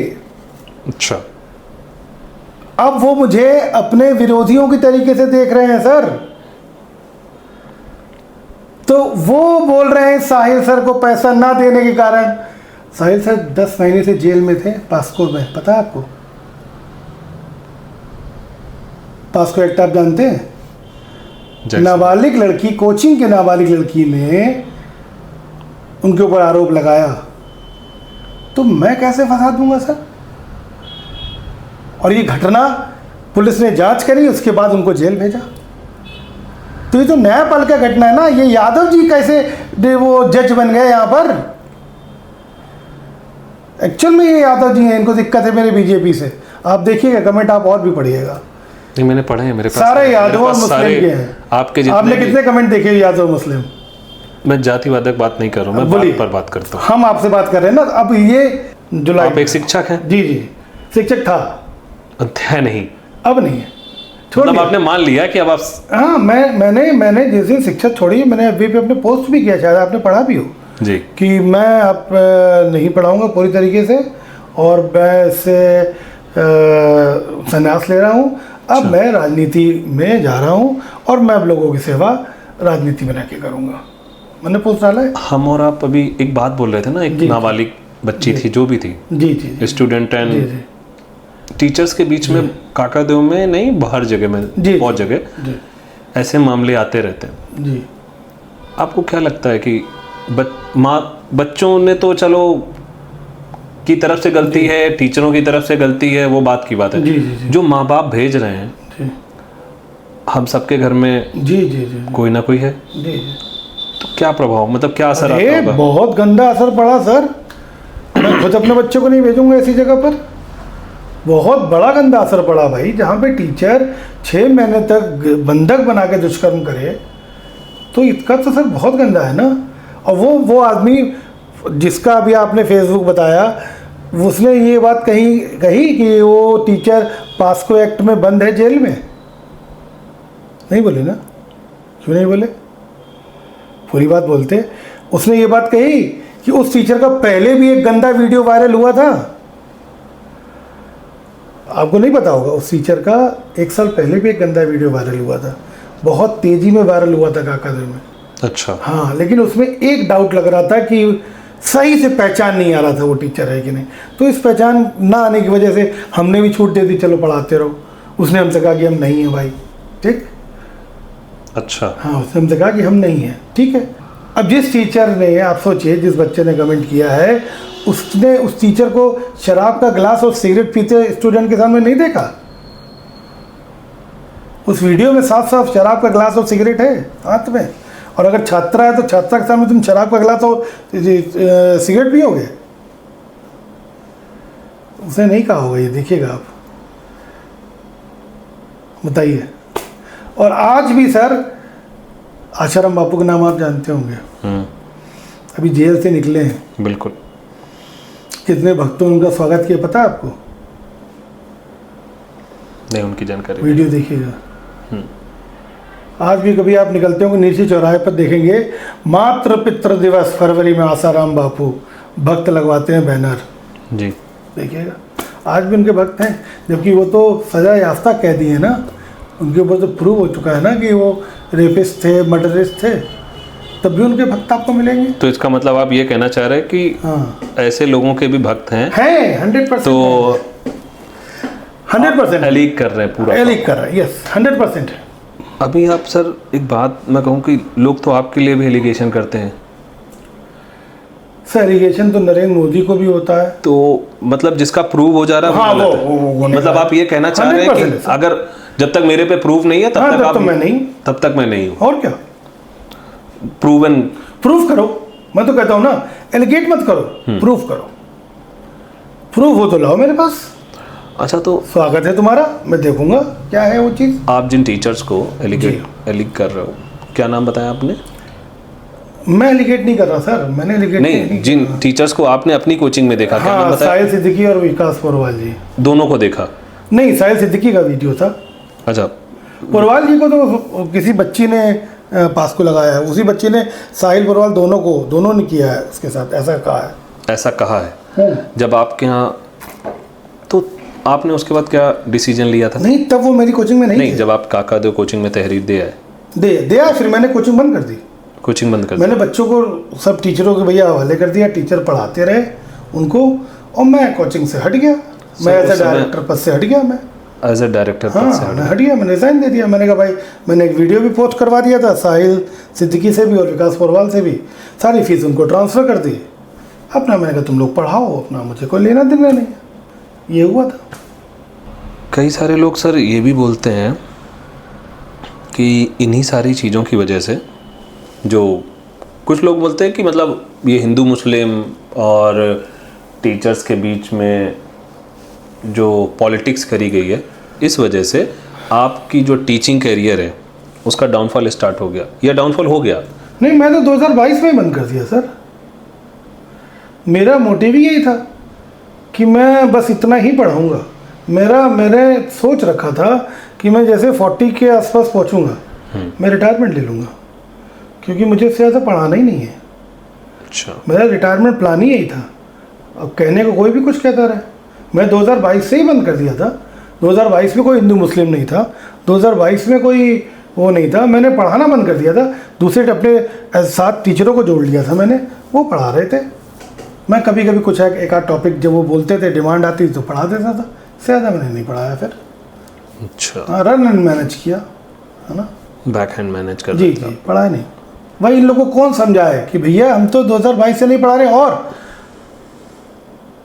हम पढ़ाना नहीं चाहते इसलिए हमने नहीं पढ़ाया। जब तक हमने पढ़ाया तब तक हम नंबर 1 रहे, तो मैं पढ़ाना नहीं चाहता ना। अब मेरा मोटिव है कि मैंने बहुत साल एक शिक्षक बन के लोगों की सेवा करी है, अब मैं एक राजनीतिक बन के लोगों की सेवा करना चाहता हूँ। अच्छा जी। तो जो आपने 20 साल टीचिंग कैरियर, 20 साल नहीं 26 साल, हाँ। 26 साल कोचिंग छोड़ के जो आप पॉलिटिक्स में आए हैं, जी, उसका रीज़न बस यही कि हाँ, मुझे अब बड़े पैमाने पे साफ सेवा करनी है, सेवा करनी है। हाँ, लोगों की। अभी जैसे कि आप बीजेपी की बात कर रहे थे, जी जी जी जी। कुछ समय पहले आप आम आदमी पार्टी को सपोर्ट कर रहे थे। नहीं, मैं आपके कमेंट में आया है। हाँ, मेरे फादर आम आदमी पार्टी के से थे, मैं आम आदमी पार्टी से नहीं था। मैं अपने फादर को सपोर्ट करता था। ओके। वो अलग चीज़ है। मेरे फादर आम आदमी पार्टी से चुनाव लड़े थे यहाँ से, कल्याणपुर विधानसभा से। अच्छा, कब? 2022 का। 2022 का। जी जी जी जी, मैं आम आदमी पार्टी में नहीं हूँ, है ना। अब नहीं है। हाँ, जब उनकी मृत्यु हो गई, उनकी डेथ हो गई, अच्छा, पिताजी की। जी पिताजी की, है ना, तब से ही सब बंद हो गया था।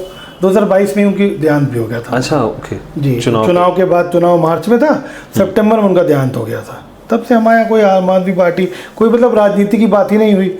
उसके बाद तो अभी मैंने ज्वाइन किया है अगस्त में। जी, मैं एक्चुअल में मैं बिल्डर भी हूँ सर, मेरा बिल्डर का भी काम है।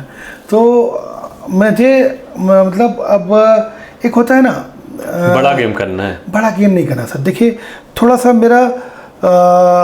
मेरे साथ हेल्थ इश्यूज़ भी हैं। ये सब बच्चे जानते हैं। मैं कई बार मुझे हॉस्पिटल में एडमिट होना पड़ता है 10-10, 15-15 दिन के लिए। मुझे कुछ जेनेटिकल डिसऑर्डर्स हैं। मेरे ट्राइग्लिसराइड वैल्यूज़ बहुत हाई हो जाती हैं, मतलब एबनॉर्मल से भी बहुत एबनॉर्मल हो जाती हैं।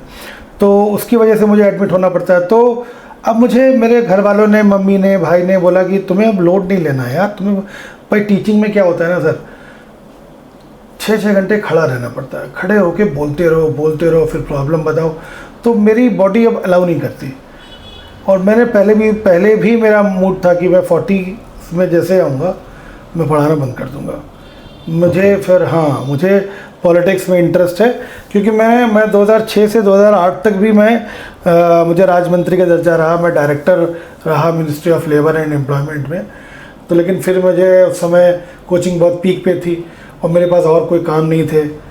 जैसे इस समय मेरे पास, मैं दवाइयों का भी मेरा काम है, बड़ा काम है मेरा, बिल्डर का भी बड़ा काम है मेरा, स्कार्फ फोल्डिंग का भी काम है। तो अब मेरे बिज़नेस काफ़ी फैल चुके हैं। तो अब मैंने कहा, वो सब मेरा भाई देखता है, तो मैं कहा मैं अब शांति से सेवा करना चाहता हूँ। जो लोग बेचारे परेशान हैं, जिनके काम नहीं हो रहे हैं, उसमें हर वर्ग का लोग आता है, चाहे मुस्लिम हो चाहे हिंदू हो। हमारे साथ मुस्लिम्स भी जुड़े हुए हैं मेरे ग्रुप में, हिंदू भी हैं, सबके लिए मैं काम करूँगा। मैं एक्चुअल में पॉलिटिक्स मैंने इसलिए ज्वाइन करी बीजेपी कि मैंने देखा कई लोगों के काम नहीं हो पाते हैं, उनको हम कराएंगे। रिसेंटली आपकी सर कई सारी पोस्ट में, एक पोस्ट 26 सितंबर की बेरोजगारी पर आपने ये बोला कि आज के युवा के पास मोबाइल व डिजिटल डेटा एक्सेस है, ठीक है, और स्किल्स उन्हें खुद सीखनी चाहिए। तो ऐसी स्किल्स को गवर्नमेंट एजुकेशन में मैंडेट क्यों नहीं किया जा रहा है? ये डिजिटल, और ये आप अभी गूगल पे सर्च करो, दिल्ली यूनिवर्सिटी ने, सर आप दिल्ली की बात कर रहे हो, इसी बार देखिए, अब दिल्ली, अगली बार कानपुर, दिल्ली यूनिवर्सिटी ने इसी बार एक अपने उसमें एक्स्ट्रा, उसमें डिजिटल ट्रेनिंग, AI ट्रेनिंग, जिसमें आपका इंटरेस्ट है, उसका कोर्स लॉन्च किया है बकायदे। 6 महीने का कोर्स है। और शायद मुझे लग रहा है कि उसकी फ़ीस के बारे में मुझे आइडिया है, लगभग शायद 6 महीने की फ़ीस है 30,000 के आसपास। तो वो आप करके सीख सकते हो और आप उसको डिजिटल में कन्वर्ट कर सकते हो, और करो काम। है। और धीरे देखिए ये सिलेबस में भी आ जाएगा, जैसे कंप्यूटर सिलेबस में आ गया ना। तो सर सिलेबस में है लेकिन बच्चों को नहीं आता है। बच्चे सीखते नहीं है सर, बच्चों को फिर हम सिखाया नहीं जाता। वही आपसे हमने कहा टीचर उतने स्किल्स नहीं है। तो सर गवर्नमेंट इस पर इतना फोकस क्यों नहीं डंडा कर रही है? टीचर जब क्या करेगी बताइए, आप ही बताओ क्या करेगी गवर्नमेंट? बस क्या रास्ता? एक बात पूछूं मैं। हाँ बताइए। क्या गवर्नमेंट अपना भी तो एग्जाम देती है? हाँ, 5 साल में देती मानते? देती। क्या सिर्फ दिल्ली मुंबई में ही देती है? रूरल में भी देती है? सब जगह देती है। मानते? जिस लेवल पे भी देती है, जो भी पार्टीज कर रही हैं अपना एक एग्जाम दे रही हैं। देखिए आप जो कंपेयर कर रहे हैं वो कंपेयर कर रहे हैं America, Britain, European countries, Germany, इनसे। आप कह रहे हैं वहाँ के लोगों को यूपीआई की नॉलेज है, हमारे यहाँ लोगों को नॉलेज क्यों नहीं है? सर एक बात बहुत नोट करके चलिए, अभी हम उनसे लगभग 100 साल पीछे। हमने 400 साल बाद गुलामी के बाद हम बाहर निकले हैं। 400 साल की गुलामी एक बहुत बड़ी गुलामी होती है। उन 400 साल में उन कंट्रियों ने काफ़ी डेवलप कर लिया और अब हम अभी डेवलपिंग हैं, हम अभी डेवलप कर रहे हैं। हम इतनी जल्दी आज भी देखिए हमारे यहाँ 5G भले ही आता है लेकिन यूपीआई पेमेंट करो। मैं फंस गया एक बार, मैंने पेट्रोल भरवा लिया, पेमेंट किया तो उसमें लिखा कि आपका बैंक अभी काम नहीं कर रहा है, सर्वर डाउन है। ठीक है। मैंने कहा अब क्या करूं? तो मैंने एक बंदे को फ़ोन करके मंगाए पैसे उससे। लेकिन हाँ कहीं ना कहीं देखो अब आप फ़ोन करो, फ़ोन चट से मिल जाता है। आपसे 10 साल पुरानी उस पर जाओ, फ़ोन करो तो कहो फ़ोन ही नहीं मिल रहा है, दूसरे नंबर पे फ़ोन ही नहीं लग रहा आपके नंबर से। लेकिन अब लग रहा है ना, अब चीज़ें तेज़ हुई हैं ना। ऐसे ही धीरे धीरे चीज़ें तेज़ होंगी। धीरे धीरे हम यूपीआई का प्रयोग करना सीख गए ना। आज सब्जी वाला भी यूपीआई का प्रयोग कर रहा है, पान वाला भी यूपीआई का प्रयोग कर रहा है। कहीं ना कहीं से सीखा है ना। सर बिना सीखे तो नहीं कर रहा होगा, कर तो रहा है ना प्रयोग। मैं आपके घर में छोटे छोटे काम करने वाले जो आते हैं वो सब यूपीआई का प्रयोग कर रहे हैं, ऑनलाइन ट्रांजैक्शन कर रहे हैं। सर क्या ये इम्प्रूवमेंट नहीं है? अगर आप कोई चाहते हैं मिरेकल हो जाए तो मिरेकल सर संभव नहीं है, मिरेकल संभव नहीं। क्या आपको ये मिरेकल नहीं लग रहा है? पिछले जब से ऑनलाइन ट्रांजैक्शन शुरू हुए हैं, आज जो भी शहरों की अगर हम बात करें तो 90% जनता ऑनलाइन ट्रांजैक्शन कर रही है। गांव में चले जाए तो 50% कर रही है। लेकिन कहीं ना कहीं हम बढ़े तो हैं ना आगे, और बढ़ेंगे सर, 100% आगे बढ़ेंगे। अच्छा, हमारे प्राइम मिनिस्टर मोदी जी का कहना भी है कि आने वाले टाइम में भारत एक विश्व गुरु होगा। जी पहले बताइए, आप इस पे सहमत हैं? देखिए जो विज़न है हम लोगों के, अगर वो विज़न हमारे एग्जीक्यूट होते चले गए तो हम लोग होंगे विश्व गुरु। 2047 तक अगर हमारे विज़न सारे एग्जीक्यूट हो गए तो सर हम लोग बहुत अच्छा कर ले जाएंगे। आप देखिएगा, इस उत्तर प्रदेश की मैं बात कर रहा हूँ, कमिंग 3 सालों में आप बहुत बड़ा फ़र्क देखोगे। आप देखो बहुत बड़ी बड़ी कंपनियों को गोरखपुर जैसे छोटे ज़िले में, गोरखपुर, कन्नौज, ज़मीनों के लिए बुलाया जा रहा है। तुम्हें ज़मीन दे रहे हैं। सैमसंग ग्रुप और बड़ी बड़ी जो कंपनियां, एप्पल ग्रुप, वो यही मैन्युफैक्चरर करेंगी। अच्छा। आप देखना बहुत बड़ा विज़न है गवर्नमेंट का और बहुत बड़ा फ़र्क पड़ेगा। आप देखो 2-3 साल और रुक जाओ, आप देखो जिस तरीके से आपने देखा ना कि लोग कैसे मोबाइल का प्रयोग करने लगे, कितने ज़्यादा मात्रा में लोग ट्रांजैक्शन करने लगे, तो अब आप 2-3 साल में ये भी फ़र्क देखोगे। सर हम लोगों ने बात करी जी महागुरु की, जी विश्व गुरु बनेंगे 2047 तक। किताबें सर आज भी 20 साल पुरानी चल रही हैं।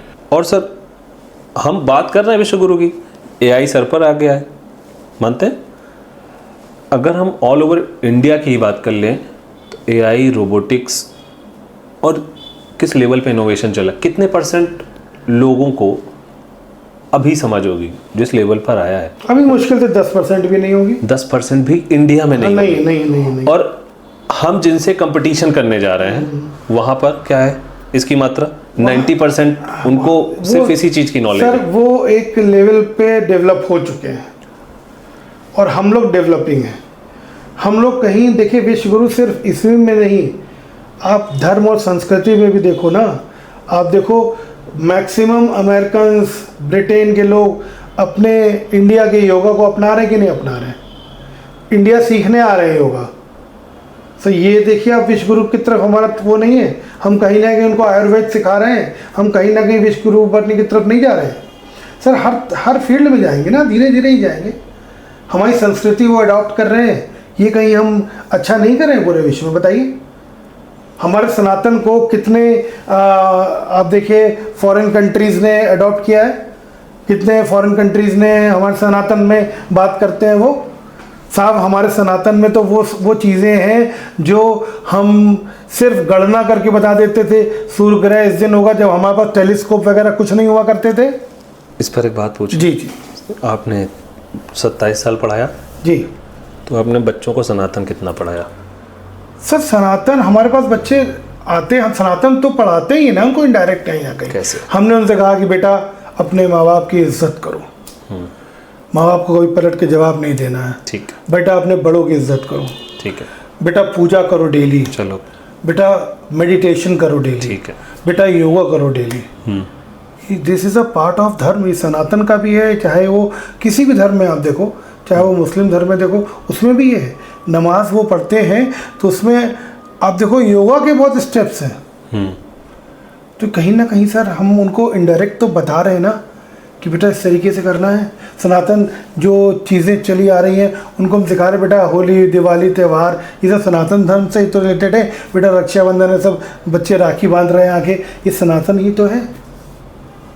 तो कहीं ना कहीं तो हमने भले डायरेक्ट नहीं सिखाया, हमने भले ही उनको गुरुकुल कल्चर नहीं दिया, लेकिन हमने कहीं ना कहीं उनको सनातन की तरफ हम ले गए ना।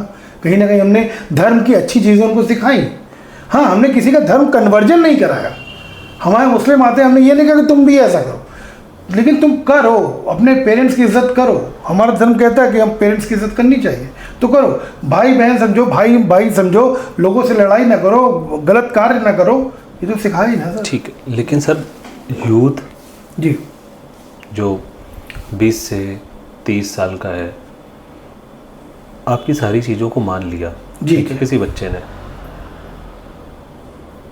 ना काम है, ठीक है, आने वाले टाइम में जो 25 से 30 हज़ार रुपये की जॉब हैं, जितनी भी डेटा एंट्री की जॉब हैं, जितनी भी कॉल सेंटर्स की जॉब जी, हैं, जी। जितनी भी सेल्स की जॉब हैं, जितने भी ऑफिस या जितने भी मॉल हैं उसमें जो सेल्स पर्सन खड़े हैं, उनकी एक जॉब नहीं बचेगी। ठीक है, आप किसी भी वीक अगर ध्यान से देख रहे होंगे तो 25,000 एम्प्लॉयज़ निकल रहा है, 30,000 एम्प्लॉयज़ निकल रहा है, 50,000 एम्प्लॉयज़ निकाला जा रहा है। ठीक है, वेल एजुकेटेड की बात कर रहा हूँ सर मैं, जिन्होंने एक वेल स्टडी करी, एक डिग्री पाई, उसके बाद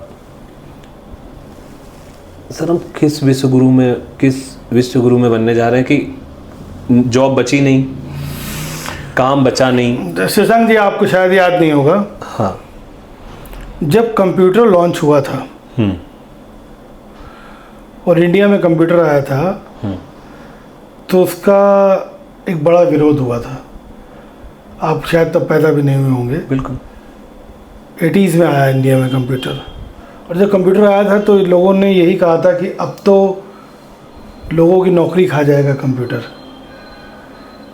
आप बताओ क्या लोगों की नौकरी खाया कंप्यूटर, किया जीवन को सरल किया कंप्यूटर? अच्छा सर, एक बात है, मैंने आपकी इस तर्क को इस तर्क से जोड़ लिया, लेकिन अगर हम देख पा रहे हैं कि 35,000 एम्प्लॉयज़ निकाला जा रहा है, 27,000 जी जी जी सर, छोटी कंपनियों की बात नहीं हो रही, TCS और बहुत बड़ी बड़ी अभी अमेज़ॉन की, और अभी मैंने कई 1-2 कंपनीज में लेकिन पढ़ रहा था। ठीक है, आपने कहा कि भाई, और सर निकल के आ रहा है, सामने आ रहा है निकल रिजल्ट। के एकदम सही बात है। अभी जो TCS ने शायद 35,000 एम्प्लॉयज को सर आप फायर फिजिक्स पढ़ा रहे हो, किया फायर किया, एकदम किया। आप फिजिक्स पढ़ा रहे हो, बच्चा नीट एंड जेईई कर रहा है जी, कल ये सारी चीजें करने के बाद चलो कल डॉक्टर बनेगा या इंजीनियर बनेगा। इंजीनियर ये दोनों बनने के बाद कहीं ना कहीं काम ही तो करने जाएगा, काम करने जाएगा, काम क्यों करना जाएगा? क्योंकि उसको कहीं नौकरी करेगा तो पैसा मिलेंगे उसके एवज में। हर व्यक्ति व्यापार करने की कैपेबिलिटी नहीं होती है, ठीक है। अब वहां पर AI भाई सब खड़े हैं जी, और AI अगर हम ही लोगों ने अभी बात करी कि 10% बच्चों के पास भी जी पूरी AI की नॉलेज नहीं है, जी जी, कुछ लोगों के अलावा। तो सर 90% सर आप फिर बात 40 से मैं अभी देख रहा था सर इंश्योरेंस इंडस्ट्रीज में, मैं कई इंडस्ट्रीज के लोगों को जानता हूँ, वो परेशान है सर, वो उनको ना जॉब में सस्टेन हो पा रहे हैं, ना ग्रोथ मिल पा रही है। ऐसा कब नहीं था। मैं सर ये नहीं कह रहा हूँ, नहीं आप एज अ देखो, टीचर है सर, एज अ टीचर मैं आपको बता रहा हूँ, बच्चों की ये बात कर रहा हूँ। समस्याएं तो आज नहीं दशकों से चली आ रही हैं, मतलब सदियों से चली आ रही हैं कि जितना लोग है उतना जॉब नहीं है। ठीक है, जितना लोग है उतना जॉब है ही नहीं भाई। हमने एक मेरा वीडियो आपने देखा होगा, उसमें मैंने कहा है जॉब की समस्या कम नहीं थी। 1951 में एक मूवी आई थी राज कपूर साहब की, उसमें वो कह रहे हैं रोटी नहीं है जॉब नहीं है। फिर रोटी कपड़ा और मकान एक मूवी आई थी कि डिग्री मिल गई लेकिन जॉब नहीं है। तो जॉब की समस्या तो हमेशा बनी ही रहेगी। मैंने उसमें कहा इसलिए बच्चों आप खुद की स्किल डेवलप करो। खुद की स्किल में क्या है ना सर, देखिए अब जैसे एक छोटी सी बात आपको कहूँ कि अपने कानपुर में कुछ चाय वाले हैं, बनारसी टी स्टॉल ले लीजिए आप, बिल्कुल सही बात। कुछ पान वाले हैं, कुछ चाय वाले हैं, कुछ मिठाई वाले हैं, कितना अच्छा कमा रहे हैं पैसा। तो मतलब आप ये कह रहे हैं कि जी मैं बिल्कुल क्लियर बात पूछ रहा हूँ आपसे, आप ये कह रहे हैं कि नीट जेईई की तैयारी छोड़ो? नहीं मैंने ये नहीं कहा। मैंने कहा अगर आप डॉक्टर बनना चाहते हैं तो डॉक्टर तो इंडिया में सबसे ज़्यादा भी कम है। डॉक्टर्स की जॉब तो बहुत निकलने वाली और निकलेंगी, क्योंकि नए डॉक्टर चाहिए। अपने यहाँ 500 व्यक्ति पे एक डॉक्टर नहीं है। डॉक्टर के तो बहुत ही ज़्यादा, जो डॉक्टर वाला प्रोफेशन तो ऐसा है कि आप करो। सर ये किस ईयर की बात कर रहे हो? ये जो आपने 500 पे एक बोला, ये कोविड की बात थी। इससे कोविड के बाद डॉक्टर बढ़े होंगे ना, लेकिन कितने बढ़ जाएंगे भाई? परसेंटेज ऑफ अब हम कानपुर में रहते हैं। जी कानपुर तो 400 व्यक्ति भी एक डॉक्टर कर लो अभी 5 साल बाद, लेकिन डॉक्टर की कमी तो अब भी है सर। एक पढ़े लिखे एमबीबीएस डॉक्टर हमें लगता है इस गली में नहीं दिखेगा आपको। मतलब आप ये चाह रहे हैं हर गली में एक एमबीबीएस होना चाहिए। अच्छा सर, एक एमबीबीएस को बनने में कितने दिन और कितने पैसे लगते हैं? सर अगर आप गवर्नमेंट कॉलेज से पढ़ रहे हैं नॉर्मल सर कितने % बच्चे गवर्नमेंट में जा पाते हैं? हाँ, तो गवर्नमेंट कॉलेज से अगर आप पढ़ाई में अच्छे हैं तो गवर्नमेंट पैसा खर्च करती है। तो आपको लगभग पूरे, मुझे लग रहा है कि 5 साल की पढ़ाई में आपका आफ्टर सिलेक्शन लाख रुपए। आफ्टर सिलेक्शन लाख रुपए 5 साल। हाँ, ठीक है। लेकिन अगर प्राइवेट में जा रहे हैं हाँ, तो ये अमाउंट ज़्यादा है। कितना? प्राइवेट में आपको कम से कम औसतन देखें तो 5 साल का 25-30-40 लाख रुपए। 40 लाख रुपए जी। और प्राइवेट में बच्चा पहले साल में के बाद तो चला नहीं जाता है, उसके पहले भी 2-3 साल दिए होते हैं, और 5 साल के बाद भी सर उसको पहले प्रैक्टिस करनी पड़ती है। ऐसा नहीं कि उसके पास आज अगर डिग्री आ गई तो कल से उसने कहा कि हाँ भाई। तो सर ऐसा तो किसी जॉब में नहीं होता कि आज डिग्री आ गई कल से हाँ भाई, ऐसा तो किसी में नहीं होता ना। वो सब में तजुर्बा, चाहे वो लॉयर हो, चाहे वो आप खाना बनाने का जॉब करते हो, चाहे वो आप एमबीबीएस डॉक्टर हो, चाहे आप ड्राइवर हो, चाहे आप प्लम्बर हो, मैं किसी भी जॉब में इस मुद्दे की बात कर रहा था। आपने बोला इस गली में नहीं होगा। हाँ। तो सर अगर हर गली में एक एमबीबीएस डॉक्टर है जी, तो औसत का ही खेल है। मानते सर? जी।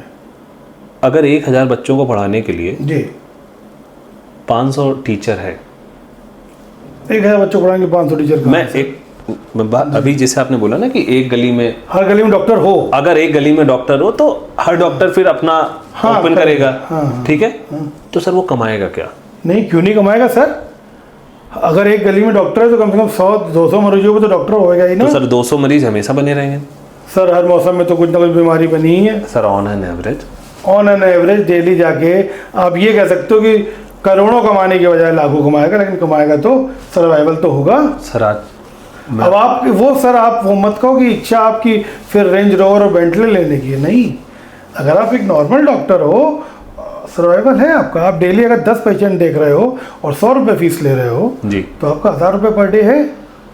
1000 रुपये पर डे के साथ 30,000 रुपये महीना कमा रहे हो, क्या दिक्कत है?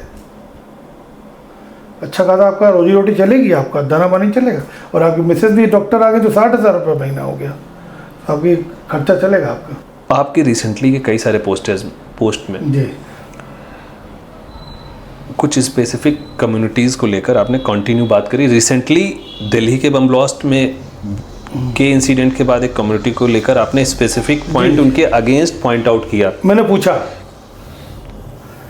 उसमें पूछा, आपने वीडियो देखा हो तो मैंने पूछा कि मैं कुछ बुद्धिजीवी से, उनके समझदार मुस्लिमों से पूछना चाहता हूँ कि 99% टेररिस्ट इसी कम्युनिटी से क्यों आते हैं। ये मेरा क्वेश्चन था उनसे। मैं चाहता हूँ मुझे आंसर करें।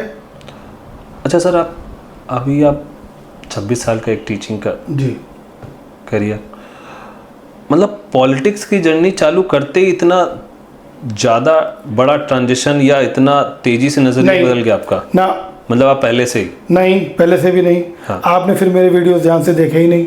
अच्छा। मैंने किसी भी वीडियो में किसी कम्युनिटी को टारगेट नहीं किया है। मैंने सिर्फ अपनी पार्टी की, बीजेपी की तारीफ करी है। मैंने उनके कामों को दिखाया है। अब गूगल सर्च कर लो आप, बीजेपी ने क्या किया। गूगल सर्च करो कि 2014 से लेके 25 तक के बीच में कितने कॉलेज खुले।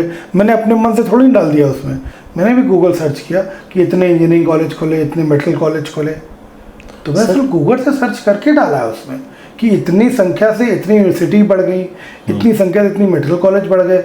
मैंने किसी भी कम्युनिटी को टारगेट नहीं किया। वो आपको पता नहीं क्यों, मुझे समझ नहीं आता है कि वो बीजेपी के विरोधी होने के साथ साथ मेरे विरोधी क्यों हो रहे हैं। वो लोग बीजेपी के विरोधी हैं, ये पॉलिटिकल चीज़ है। वो बीजेपी के विरोधी हैं, वो किसी दूसरी पार्टी से समर्थित है, तो वो साथ साथ मेरे विरोधी हो रहे हैं। तो सर आपके वीडियोस मैं तो जब आप बात कर रहे होते हैं तो उसमें प्रॉपरली शो हो रहा होता है कि आप एक विचारधारा या एक कम्युनिटी को लेकर ना। किस वीडियो में बताइए? जिस वीडियो की हम लोग बात चलिए किसी वीडियो में बता दीजिए। मैंने इसी वीडियो में पूछा है, आपने देखा नहीं होगा। अब मैंने पूछा है कि मैं ये पूछना चाहता हूँ, मैं शब्द भी बताता हूँ आपको, उसमें शब्द हैं कि मैं ये पूछना चाहता हूँ मुस्लिम कम्युनिटी के समझदार लोगों से, समझदार मुस्लिमों से, कि 99% आतंकवादी आप ही के कम्युनिटी के क्यों हैं। देखिए, मुझे कोई भी कहते, सर आज से 2 साल पहले मैंने एक वीडियो रिलीज किया था, शायद आपने नहीं देखा होगा। उसका था कि बीजेपी मुस्लिम विरोधी है। फिर मैंने वहां 5 क्वेश्चन एक मुस्लिम से किए थे। मैंने कहा आप ये बताओ, और आप भी करना किसी से अगर पूछना, 5 समस्याएं बताओ बीजेपी सिस्टम को क्या है, मुस्लिम को क्या 5 चीजें नहीं दे रही है जो हिंदू को दे रही है। बता दीजिए आप मुझे, क्या 5 चीजें बीजेपी नहीं दे रही है मुस्लिम को जो हिंदू को दे रही है। 5 चीजें जिस दिन आप बता देंगे मुझे जी, उस दिन मैं अपना पॉलिटिकल कैरियर बंद करके बैठ जाऊंगा घर पे। 5 चीजें बता दें जो हिंदू को मिल रहा है और मुस्लिम को नहीं मिल रहा है।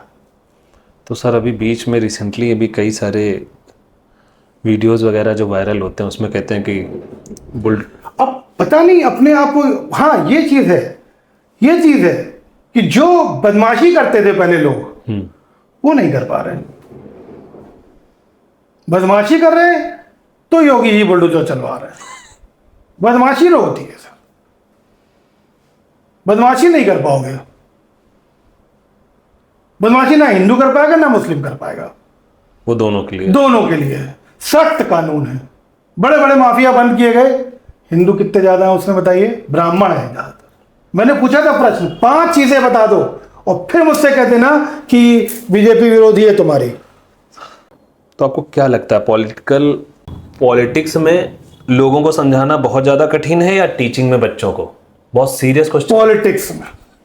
अच्छा, क्योंकि पॉलिटिक्स में जो आपकी बात सुन रहा है वो आप पे भरोसा कर भी रहा है और नहीं भी, 100% आप श्योर नहीं है जी। लेकिन बच्चा जो आपकी बात सुन रहा है वो 100% बच्चा आप पे भरोसा कर रहा है, तभी वो आपके पास पढ़ने आया है।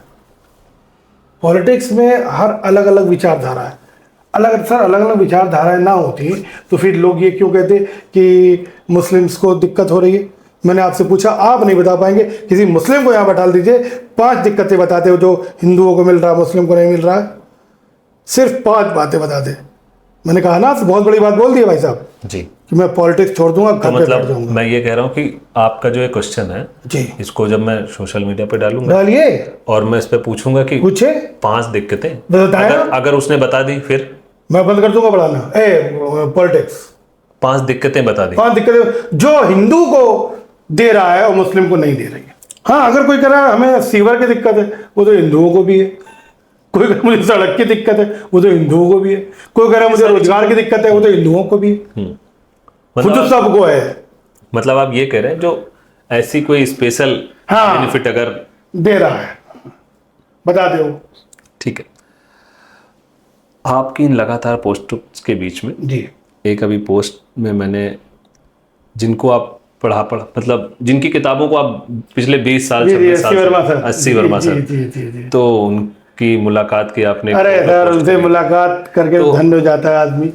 बहुत ही रॉयल पर्सन है, और आपको शायद नहीं पता होगा, जी ऐसे पर्सन बहुत कम होते हैं इस दुनिया में। जी। पद्मश्री हैं। जी उनकी एससी वर्मा जो बुक है कॉन्सेप्ट जी। ऑफ फिजिक्स, जी उसकी रॉयल्टी जो आती है जी लगभग 1.5 से 2 करोड़ रुपए आती है साल की। जी। वो पूरी डोनेट कर देते हैं। अब सोचिए, इतना ज्ञानी आदमी, इतना ज्ञानी आदमी मेरे साथ, देखिए इतना पद्मश्री आदमी मेरे साथ वो बैठे कहाँ पे थे? ट्रेन स्टेशन के चबूतरे पे बैठे थे, कुर्सी पे भी नहीं बैठे थे। समझ गया। वो बहुत, मतलब आप समझ रहे हो, वो पर्सनालिटी ही अलग है। अस्सी वर्मा सर जी जी जी।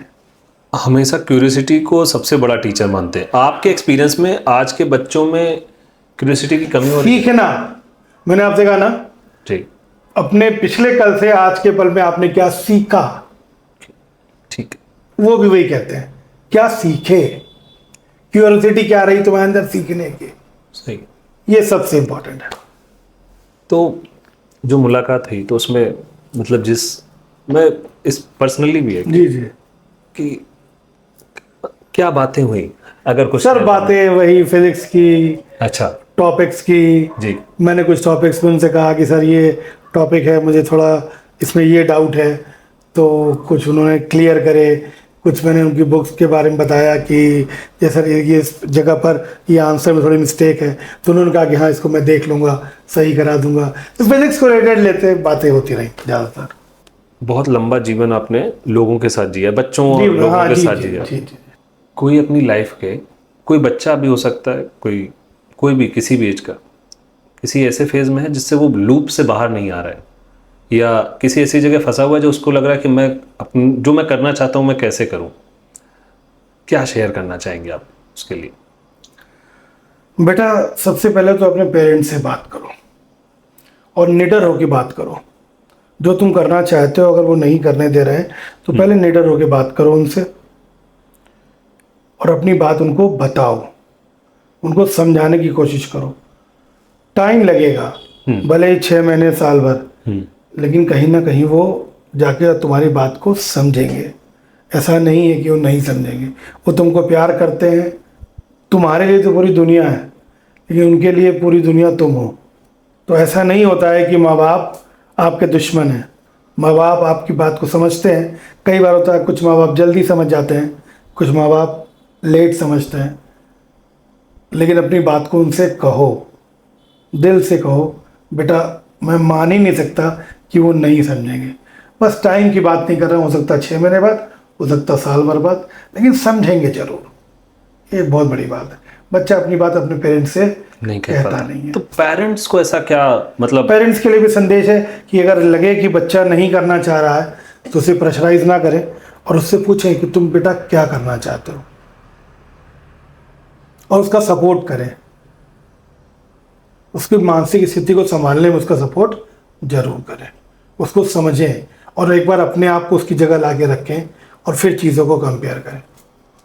कुछ लोगों को, मुझे लगता है कुछ लोग लाइफ में भी, बच्चे भी, हर कोई कहीं से ना किसी उम्र में किसी न किसी अपने माँ बाप के लिए तो बच्चे ही है। जी जी जी जी। मैं देख रहा हूँ कि वो लूप में है, मतलब वो जिंदगी के लूप में है। कोई पढ़ाई के लूप में है, कोई जिंदगी के लूप में है। लोगों की इच्छा शक्ति इतनी कम क्यों होती जा रही है? मैं सर, इच्छा शक्ति, विल पावर जिसे कहते हैं, विल पावर कम होने का एक बहुत बड़ा कारण बताऊं सर, ये मोबाइल युग है। पहले हम लोग, पता है, एक बहुत बड़ी बात आपको बता रहा हूँ, जी पहले हम लोग खेलते थे, जी और जो खेल कूद हम लोगों ने बंद किया है ना, जी वो कहीं ना कहीं हमारी विल पावर को बहुत इफेक्ट कर गया। साहब, हम खेलते थे, हम क्रिकेट खेलते थे, हम फुटबॉल खेलते थे, हम गुल्ली डंडा खेलते थे, हम कंचे खेलते थे, सही हम है। हार जाते थे। हाँ, हारने के बाद फिर हम फिर कल खेलते नए थे। जोश का फिर कल खेलते थे, सही बात है। आज हम जीतेंगे। हाँ, सर अब ये चीज़ है ही नहीं कि आज हम जीतेंगे। हम लोग हार फेस ही तो नहीं कर वीडियो पा गेम भी तो बन गए सर। नहीं सर, हम वो हार फेस ही नहीं कर पा रहे ना। सोशल हाँ, हार को फेस नहीं कर पा रहे हैं। वीडियो गेम तो आपने खुद ही खेला, खुद ही हारे रख दिया, हाँ, 4 लोगों को पता चार लोग पता नहीं चला, और जिनको चार पता लोगों भी को चला वो था, उनको उनको जानते फेस नहीं करते थे ना, है। जिनको पता चला उनको जानते भी नहीं, वही फेस नहीं कर पा रहे थे। पहले मजाक बहुत होता था ना, यार, पहले मजाक बहुत हंसी होता था। मजाक होता था, चीजें होती थी और आप फेस करते थे अपने सराउंडिंग के लोगों को। बिल्कुल अब आप सही फेस बात। ही नहीं करते हो। जो ताना देने वाले वो आपके सामने होते थे, अबे देखा था कल तुम हार गए थे। नहीं सर, अब कोई कह ही नहीं रहा वीडियो गेम में कि अबे हाँ। देखा था कल तुम हार गए थे। तुम्हारे अंदर नया जोश आ ही नहीं रहा, सही बात। तुम उसको फेस ही नहीं कर रहे हो। ये एक बहुत बड़ा कारण है। मजा आया सर, थी बहुत बहुत अच्छा लगा सर आपसे बहुत बातचीत करके। जबरदस्त, बहुत अच्छा लगा, जबरदस्त। बहुत अच्छा लगा। धन्यवाद, नमस्कार, थैंक यू।